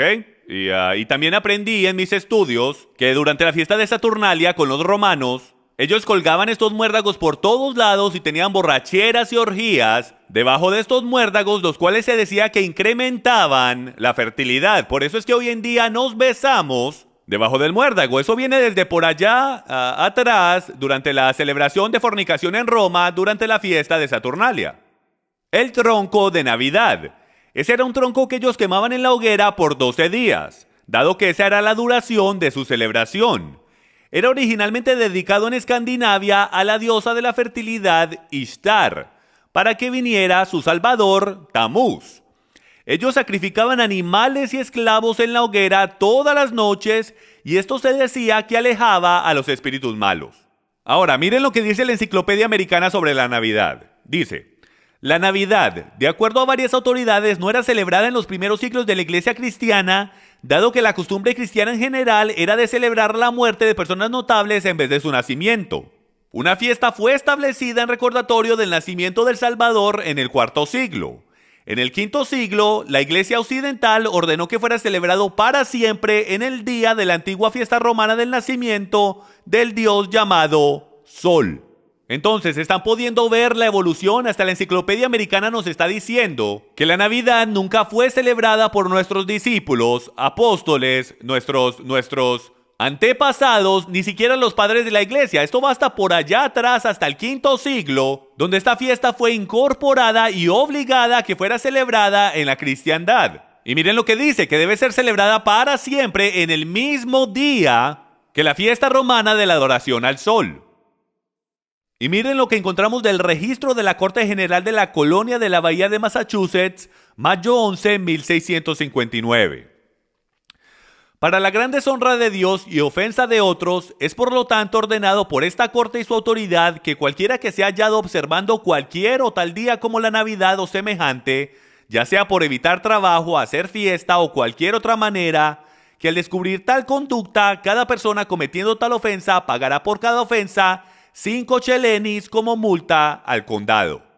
Tanto es que algunos de los primeros estados en celebrar la Navidad fueron Alabama en 1836 y Luisiana y Arkansas en 1838. Tomó hasta por allá, hasta casi la mitad del siglo XVIII, para que la Navidad por lo menos fuera permitida de ser celebrada en los Estados Unidos. ¿Por qué es que nuestros fundadores, los cuales fundaron este país en el Dios de la Biblia, harían el celebrar la Navidad ilegal? Porque ellos no estaban tan removidos de la verdad como nosotros. Ellos entendían que esas cosas venían del paganismo. Ellos entendían que el Dios de Abraham, Isaac y Jacob, Yahweh, no quería que mezcláramos Cosas que las gentes usaban para adorar a los dioses que él odiaba, para adorarlo a él. Déjeme le hago una pregunta que a lo mejor usted esté pensando. ¿Pero es que acaso no podemos tomar algo que Satanás creó para el mal y voltearlo para el bien? Él conoce mi corazón, ¿verdad? Levítico 18:30. Guardad pues mi ordenanza, no haciendo de las prácticas abominables que tuvieron lugar antes de vosotros, y no os ensuciéis en ellas. Yo soy Yahweh, vuestro Dios. Marcos 7. Pero en vano me honran, enseñando como doctrinas mandamientos de hombres.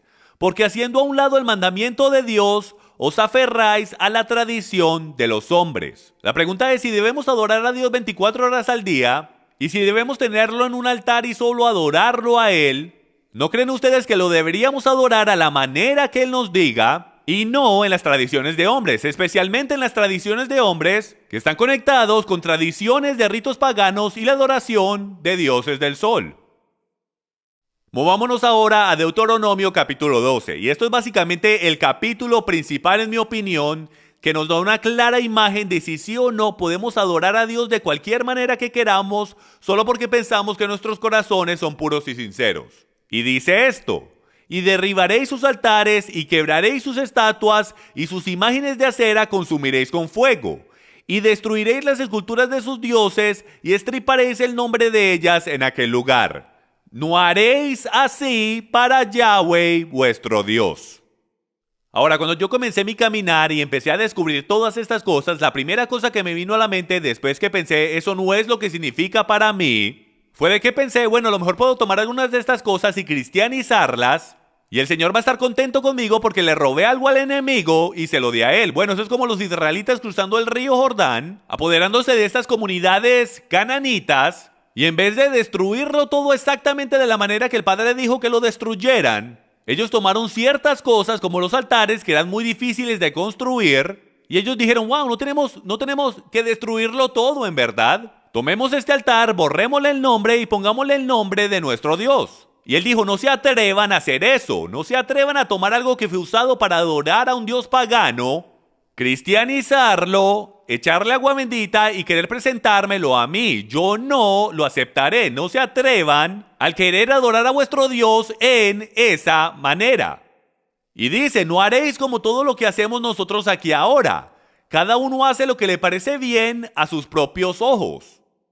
Miren lo que dice el versículo 29. Cuando hubiere devastado delante de ti Yahweh tu Dios las naciones a donde tú vas para poseerlas y las heredares y habitares en su tierra, guárdate que no tropieces en pos de ellas. Después que fueren destruidas delante de ti, no preguntes acerca de sus dioses diciendo, de la manera que servían aquellas naciones a sus dioses, así haré yo también. Lo que estaba sucediendo era que estaban entrando en estas comunidades y como israelitas creativos estaban tomando algunas de las cosas creativas que los paganos usaban para servir a sus dioses y estaban tomando algunas de esas ideas para servir al gran Dios Yahweh. Y ahí esto es lo que Yahweh dice sobre el tema. Él dice en el versículo 31, no harás así a Yahweh tu Dios, al Señor tu Dios, porque todo lo que Yahweh aborrece hicieron ellos a sus dioses. Pues aún a sus hijos e hijas quemaban en el fuego a sus dioses. Cuidaréis de hacer todo lo que yo os mando. No añadirás a ello ni quitarás de ello. Punto. Deuteronomio 12:32. Entonces podemos ver muy claramente instrucciones de que nosotros no tenemos ningún derecho como creyentes de tomar cualquier cosa que haya sido instituida, dedicada para la adoración de otros dioses y literalmente a cristianizarlas y utilizarlas para la adoración de nuestro Dios. Sencillamente no podemos hacerlo. ¿Por qué? Es muy similar a esta analogía. Es básicamente como ustedes esposos allá afuera que todos los años les compran a sus esposas un regalo de aniversario. Bueno, pretendamos que tu esposa, digamos mejor el cumpleaños. Si el cumpleaños de tu esposa es el 27 de abril y todos los años en el 27 de abril le compras un regalo de cumpleaños como deberías. Pero pretendamos que tú tenías una antigua novia y su cumpleaños era el 27 de marzo. Y entonces tú saliste con esta mujer por 10 años y es más fácil que te recuerdes del 27 de marzo que el 27 de abril. Entonces imagínate ir donde tu esposa y decir, mi amor, ¿tú sabes qué? Es tan difícil para mí el recordarme tu cumpleaños. ¿Te molestaría si cambiamos tu cumpleaños del 27 de abril al 27 de marzo? Yo no creo que ella vaya a estar muy emocionada de cambiar su cumpleaños hacia el mismo cumpleaños de su enemiga, a tu pareja antigua. No trabaja de esa manera. Hasta en términos humanos nos ofendería el cambiar algo que nosotros apreciamos por algo que no apreciamos. Ahora, ¿cuánto más difícil será para nuestro Creador el aceptar que nosotros hemos cambiado el cumpleaños de su hijo, de su tiempo apropiado durante la fiesta de tabernáculos en el otoño, la fiesta de Sukkot, hacia las fiestas de los dioses de la fertilidad, los dioses del oriente y del occidente? Deuteronomio 4:2. No añadiréis a la palabra que yo os mando, ni disminuiréis de ella, para que guardéis los mandamientos de Yahweh vuestro Dios que yo os ordeno. Y en el capítulo 12, versículo 32 dice, cuidaréis de hacer todo lo que yo os mando, no añadiréis a ello, ni quitaréis de ello. Proverbios 36. No añadas a sus palabras, no sea que él te reprenda y seas hallado mentiroso. Recuerden, él no puede cambiar la verdad. Su única meta es el mantenerte de ella. ¿Y cómo lo hace? Mezclándole un poquitico de veneno. Y no se necesita mucho veneno, amigos míos, para arruinar la cosa entera. Tú a lo mejor digas, bueno, a lo mejor sí importa lo que significa para él y no importa lo que significa para mí, pero Jim, ¿en verdad sí es así de mal? Se siente tan bien el celebrar la Navidad y la Pascua y el hacer las cosas de la manera que siempre las hemos hecho. Amigos, no vivimos de la manera que nos sentimos, vivimos de la manera que él se siente, y la realidad es que cuánta información de la que estoy presentando aquí hoy tiene que ser verdad antes de que todo se envenene. Si yo tuviese un vaso de agua pura y le echase solo una gotica de veneno, ¿se lo tomaría usted? Por supuesto que no, aunque no lo pudieras ver, aunque aparentara el ser puro, aunque supiera puro, tú ciertamente no lo beberías. De la misma manera, yo no sé usted, pero de la manera que yo leo mi Biblia me dice que Él nos entregó su palabra pura. Y nunca ha sido su intención de que nosotros le agregáramos a ella y le quitáramos a ella. Nosotros debemos hacer cosas bíblicas de manera bíblica porque en su sistema siempre se produce el fruto de vida. El árbol de vida se produce dentro de nosotros cuando hacemos las cosas a su manera. Cuando no hacemos las cosas a su manera, cuando mezclamos la verdad con la mentira, lo que sucede es que lo que crece dentro de nosotros es el conocimiento del árbol del bien y el mal. Y eso nunca trae vida, amigos míos, eso trae atadura y muerte. Ahora yo quiero compartir con ustedes algunas alternativas bíblicas, algunos de los currículums que Dios dejó para nosotros para que compartiéramos con nuestros hijos. Esto es lo que Él quiere para nosotros. Tenemos qué hicieron los discípulos en la primavera justo al tiempo de la Pascua. Y como muchos saben es el Pesach, o más bien conocido como la Pascua. Lucas 22:19, y tomando el pan dio gracias y lo partió y les dio diciendo, este es mi cuerpo que por vosotros es dado, haced esto en memoria de mí. Guarden Pesach. Ciertamente la Pascua no estaba por ningún lado en la mente de Jesús el Cristo, Yahshua el Mesías, nuestro Señor, o en la de los discípulos o en la de cualquier persona por cientos de años. Ellos celebraban lo que es llamado Pesach en hebreo, Pascua en español, todos los años en conmemoración de la muerte, entierro y resurrección de su Señor, a través de esa increíble celebración donde solían sacrificar el cordero de la Pascua, en conmemoración de salir de la esclavitud de la tierra de Egipto. Pero hoy en día conmemoramos la libertad del pecado, Egipto siendo metafórico, por la muerte de Jesús nuestro Mesías. Entonces ellos no hubiesen conectado la Pascua con el Pesach porque la Pascua no existía. Primera de Corintios 5:8, hasta Pablo nos instruye aquí. Así que celebremos la fiesta, el Pesach, no con la vieja levadura ni con la levadura de malicia y de maldad, sino con panes sin levadura, de sinceridad y de verdad. Hermanos, si les puedo decir que cualquiera que haya celebrado el Pesach o Passover en inglés, o ha venido a este ministerio durante el Seder, ha descubierto la profundidad de la muerte, entierro y resurrección de Jesús el Cristo, Yahshua el Mesías, dentro de esta Pascua. Yo personalmente pienso que si comenzamos a guardar el Pesach y las fiestas, para nuestros hijos y nuestras familias, comenzaremos a ver el poder de Dios entrar en nuestras vidas como en el primer siglo, cuando no tenían Navidad, no tenían Pascua. Ellos celebraban las fiestas bíblicas, las fiestas en su calendario, no las fiestas romanas. Ahora hablemos de cuando Yahshua o Jesús en verdad nació. ¿Podemos descubrir exactamente cuándo nació? Por supuesto que sí. Podemos seguir la Biblia mientras nos dice y nos da pistas de cuándo nuestro Salvador nació. Comienza con Juan el Bautista. Sabemos que el padre de Juan el Bautista se llamaba Zacarías. Y Zacarías era un sacerdote de la línea de los levitas. Y en el Antiguo Testamento nos dice que él era el 8º curso del sacerdocio levítico. ¿Qué significa eso? Significa que él era la 8ª persona que presentaba servicio de una semana en el templo. Tenían 24 cursos de sacerdotes que servían por una semana.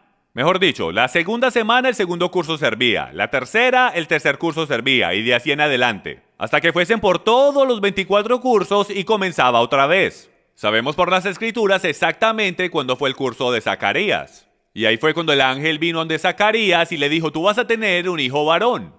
Y sucede que ahí fue cuando él salió disparado a casa, su esposa quedó embarazada y 9 meses después es justo en medio de Pesach. Entonces, como sabemos que Juan nació en medio de la Pascua hebrea, simplemente tomamos los evangelios que dicen que Yeshua nació 6 meses después de Juan el Bautista y eso nos pone justo en medio de la fiesta de tabernáculos o como se llama en hebreo, Sukkot. Y así es como sabemos que Yeshua nació durante la fiesta de tabernáculos, lo cual es en medio de septiembre-octubre en nuestro calendario, en lo que nosotros llamamos el otoño.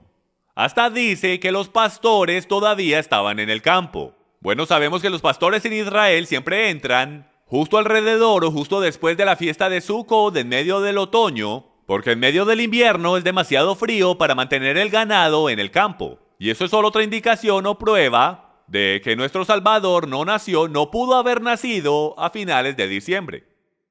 Bueno, ahora voy a ir por todas las 7 fiestas para que usted comience a tener una idea y un ejemplo del calendario de Dios, de las cosas que Él quiere que hagamos. Primero que todo hay 7, una para cada día de la semana si puedo o una para cada milenio. Hay 7 millenniums, todo está en 7, por eso es que el 7 es el número de perfección y comienza en la primavera entre marzo y abril con el Pesach o la Pascua hebrea. Y ese es el día en que Yeshua o Jesús murió, se convirtió en el Cordero de la Pascua. Él fue sepultado durante el festival de 7 días de 8 días llamado Pan sin Levadura, donde sacaban el pecado o la levadura de sus hogares. Él se levantó 3 días después, exactamente durante la fiesta de primeros frutos, donde el sacerdote mecería la primera ofrenda de la cebada delante del Padre, y ahí el Mesías se levantaba de los muertos, pidiendo una gran ofrenda en el otoño de su Padre, exactamente como el sacerdote lo estaba haciendo al mismo tiempo. Y luego 50 días después viene la fiesta que llamamos en griego Pentecostés, lo cual en hebreo es Shavuot, que es cuando el Espíritu Santo descendió. Y fueron 1200 años exactamente al día en el pasado que los estatutos y mandamientos fueron dados en la montaña Sinaí durante el día de Pentecostés. Hay tanto aquí, señoras y señores, que si usted nunca ha estudiado esto, las fiestas, los animo a que vean esa serie que nosotros tenemos llamada El Calendario Profético de Dios, donde vamos y analizamos en profundidad todas las cosas que van con todos estos días festivos y todas las profecías que están construidas en ellas, de su primera venida y su segunda venida. Y por el derecho, esas son llamadas las fiestas de la primavera y ya han sido cumplidas, pues todas están conectadas con su primera venida. Él murió durante Pesach, enterrado durante la fiesta de Pan sin Levadura, se levantó en primeros frutos y el Espíritu Santo descendió durante la fiesta de Shavuot o Pentecostés. Las próximas 3 fiestas son llamadas las fiestas del otoño, no han sido cumplidas todavía, están reservadas para su segunda venida. La primera es la más interesante en mi opinión y es llamada la fiesta de trompetas o Yom Teruah, el soplar de las trompetas. Y ustedes estudiantes bíblicos deben de estar haciendo conexiones ahora mismo, porque dice que los muertos en Cristo se levantarán ¿cuándo? Al sonar de las trompetas, de esto es que está hablando. Luego vamos 10 días después de la fiesta de Yom Teruah, la fiesta de trompetas, a Yom Kippur, el día de expiación, donde el sacerdote una vez al año pone la sangre del cordero en el arca del pacto, satisfaciendo la Torá y haciendo expiación de todos los pecados de Israel del año entero. Y la última fiesta, la celebración más emocionante de todas, la celebración de 8 días de Sukkot, la cual está conectada con las cenas de las bodas del Cordero. Es la celebración más emocionante de todo el año, de todo Israel, donde el pueblo de Dios se reúne y celebra por 8 días seguidos. Y ese es el reconocimiento de que ahí es que el millennium va a comenzar. Hasta en el judaísmo dicen que cuando el Mesías venga, será en la fiesta de trompetas y la celebración comenzará con la grandísima fiesta de bodas durante la fiesta de Sukkot. Entonces pueden ver las conexiones bíblicas en lo que llamamos el Antiguo Testamento a través de todo este calendario profético. ¿Se pueden imaginar si hubiésemos entendido este calendario desde un comienzo y criado a nuestros hijos haciendo cosas bíblicas de manera bíblica? ¿Llamando cosas bíblicas por nombres bíblicos? Lo diferente y lo fuertes que nuestras familias serían, porque hubiésemos tenido algo a que aferrarnos que es real. Entonces yo los animo a cada uno de ustedes que investiguen estas cosas y descubran por ustedes mismos las verdades profundas que están aquí para todo el mundo. El currículum para nuestras familias, si puedo, de seguir al Dios de Abraham, Isaac y Jacob de la misma manera que lo hicieron nuestros antepasados. Hemos ido por todas las fiestas y he explicado cómo son proféticas de naturaleza. Las de la primavera siendo de su primera venida y las del otoño siendo de su segunda venida. Y el cuánto currículum hay dentro de la palabra para que enseñemos a nuestros hijos y para enseñarnos a nosotros las cosas profundas en él y las mostremos al mundo de hoy. Bueno, mucha gente me pregunta, Jim, está bien, ahora no me siento muy cómodo celebrando la Navidad, ¿qué puedo hacer para reemplazarla? ¿Qué tal si celebro Hanukkah? Bueno, la Hanukkah no es una fiesta prescrita en la Biblia, no es una fiesta requerida, lo llamamos una de las fiestas menores. Así que les voy a dar un poco de historia sobre Hanukkah, porque Hanukkah es una de las celebraciones más emocionantes para mi familia de todo el año. Mis niñas anhelan la llegada de la Hanukkah todos los años. Entonces déjenme, les doy un resumen de 50 segundos de dónde vino la Hanukkah. Porque la mayoría de ustedes no están familiarizados con esta celebración porque es una celebración judía desde nuestra perspectiva. Bueno, si regresas en el tiempo, como 170 años antes de que Jesús apareciera en la escena, como el 168 AC, como 100 años después de que Alejandro Magno había conquistado la mayoría del mundo conocido, otro rey tomó poder. Y el nombre de ese rey era Antíoco Epífanes IV. Y él era un rey malvado, él era un griego. Y ellos entraron a Jerusalén, se apoderaron de Jerusalén y pusieron una estatua de Zeus en el templo. Y entonces no le permitían al pueblo judío de aquel tiempo que le sacrificaran a Yahweh y que practicaran su religión. Eran muy fuertes con ellos y los maltrataban. Hasta que un día ya no aguantaron más. Y ahí el pueblo judío decidió que iban a volver a recuperar el templo de su Dios. Y el hombre que se hizo a cargo de esa ofensiva fue Judá Macabeo, él, los que lo seguían y toda su familia. Bueno, ellos lo lograron y recuperaron el templo. Y ellos hicieron una gigantesca celebración por 8 días después de eso, la cual se comenzó a llamar como el Festival de Luces, el cual celebraron por 8 días, lo más seguro, porque no habían tenido la oportunidad de celebrar la fiesta de Sukkot, que también duraba 8 días porque estaban en servidumbre hacia los griegos. Entonces, todos los años después de eso, todo el camino hasta la llegada de Jesús, podemos ver en los evangelios que Jesús fue y celebró la fiesta de dedicación. Y la fiesta de dedicación en hebreo es Hanukkah. Entonces, podemos ver en los evangelios que hasta Jesús mismo celebró el Festival de Luces. Tanto ese era el mismo tiempo en el año en que él fue concebido. Miren eso, nuestro Mesías, la luz del mundo, fue concebido durante el Festival de Luces. Esta ha sido una muy emocionante celebración para esos de nosotros que hemos decidido reemplazar la tradición de hombres de la Navidad con la celebración bíblica de la Hanukkah. Ahora, Hanukkah se puede encontrar en los evangelios cuando Jesús fue a Jerusalén y él celebró lo que es llamado la fiesta de dedicación. Y la palabra dedicación ahí en el hebreo, en el lenguaje original, es Hanukkah. Hanukkah significa dedicación, es el tiempo cuando el templo fue rededicado, como ya les expliqué. Entonces, de la manera que esto se relaciona con nosotros como creyentes en Yeshua, es de que nosotros somos el templo del Espíritu Santo, y el enemigo ha tratado de apoderarse de nuestro templo, y de gobernarnos por completo, y poner cosas inmundas en nuestros cuerpos, para hacernos sus esclavos. Bueno, Jesús ha sido enviado, como ya saben, para librarnos de las cadenas de muerte y pecado. Entonces, de una manera increíble, nuestras vidas no son más nada que Hanukkah, dedicación. Estamos constantemente rededicando nuestros templos. Es una fiesta fenomenal para recordarnos que debemos rededicar nuestros templos, nuestras vidas,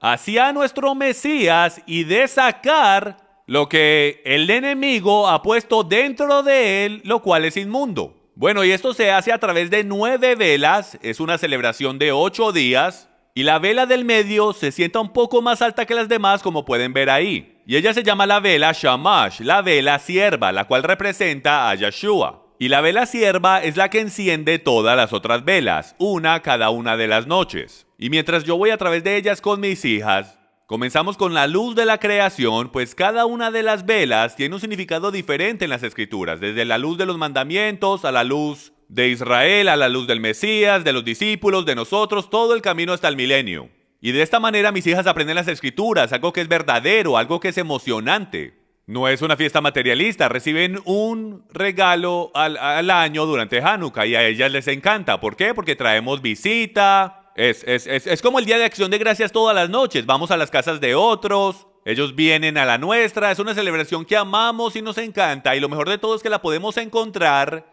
en las escrituras. Entonces los animo a que aprendan sobre esta fiesta y la consideren como una alternativa a la Navidad. Los bendecirá de gran manera como lo ha hecho para mi familia. Amigos míos, hasta algunos de los líderes cristianos más influyentes en los Estados Unidos se rehusaban a celebrar la Navidad y la Pascua porque conocían sus orígenes paganos. Miren lo que dijo Charles Spurgeon el 24 de diciembre de 1871. No tenemos estima supersticiosa por tiempos y temporadas. Ciertamente no creemos en el presente arreglo eclesiástico llamado Navidad. Primero, porque no creemos en la misa en nada, sino la odiamos, ya sea dicha o cantada en latín o en inglés. Y esto fue el día antes de la Navidad. Y continuó diciendo, y segundo, porque no hallamos ninguna orden escritural para observar ningún día como el nacimiento del Salvador. Y a consecuencia, su observación es una superstición porque no es de divina autoridad. Amigos míos, este era uno de los pastores más espiritualmente respetados en todos los Estados Unidos, Charles Spurgeon. Y él mismo lo dijo, la Navidad no tiene ningún origen divino, no tiene ninguna autoridad divina, absolutamente no lo debemos celebrar porque él sabía que esto viene de culturas antiguas paganas y de orígenes cúlticos. Aquí tenemos algunos de los orígenes de estas cosas. Constantino 325 DC dice lo siguiente: es aparente que las iglesias de Siria y Mesopotamia, las iglesias del Oriente, continúan siguiendo las costumbres de los judíos. ¿Por qué? Porque ellos estaban haciendo las cosas según la Biblia, ¿ok? Y celebran la Pascua hebrea en el día 14 de la luna, ya sea el día domingo o no. Todas las otras iglesias observaron la solemnidad el día domingo solamente. Y la razón por lo que esto es tan importante es porque la Biblia dice que celebremos la Pascua hebrea o el Pesach en el día 14 de Nisan, ¿ok?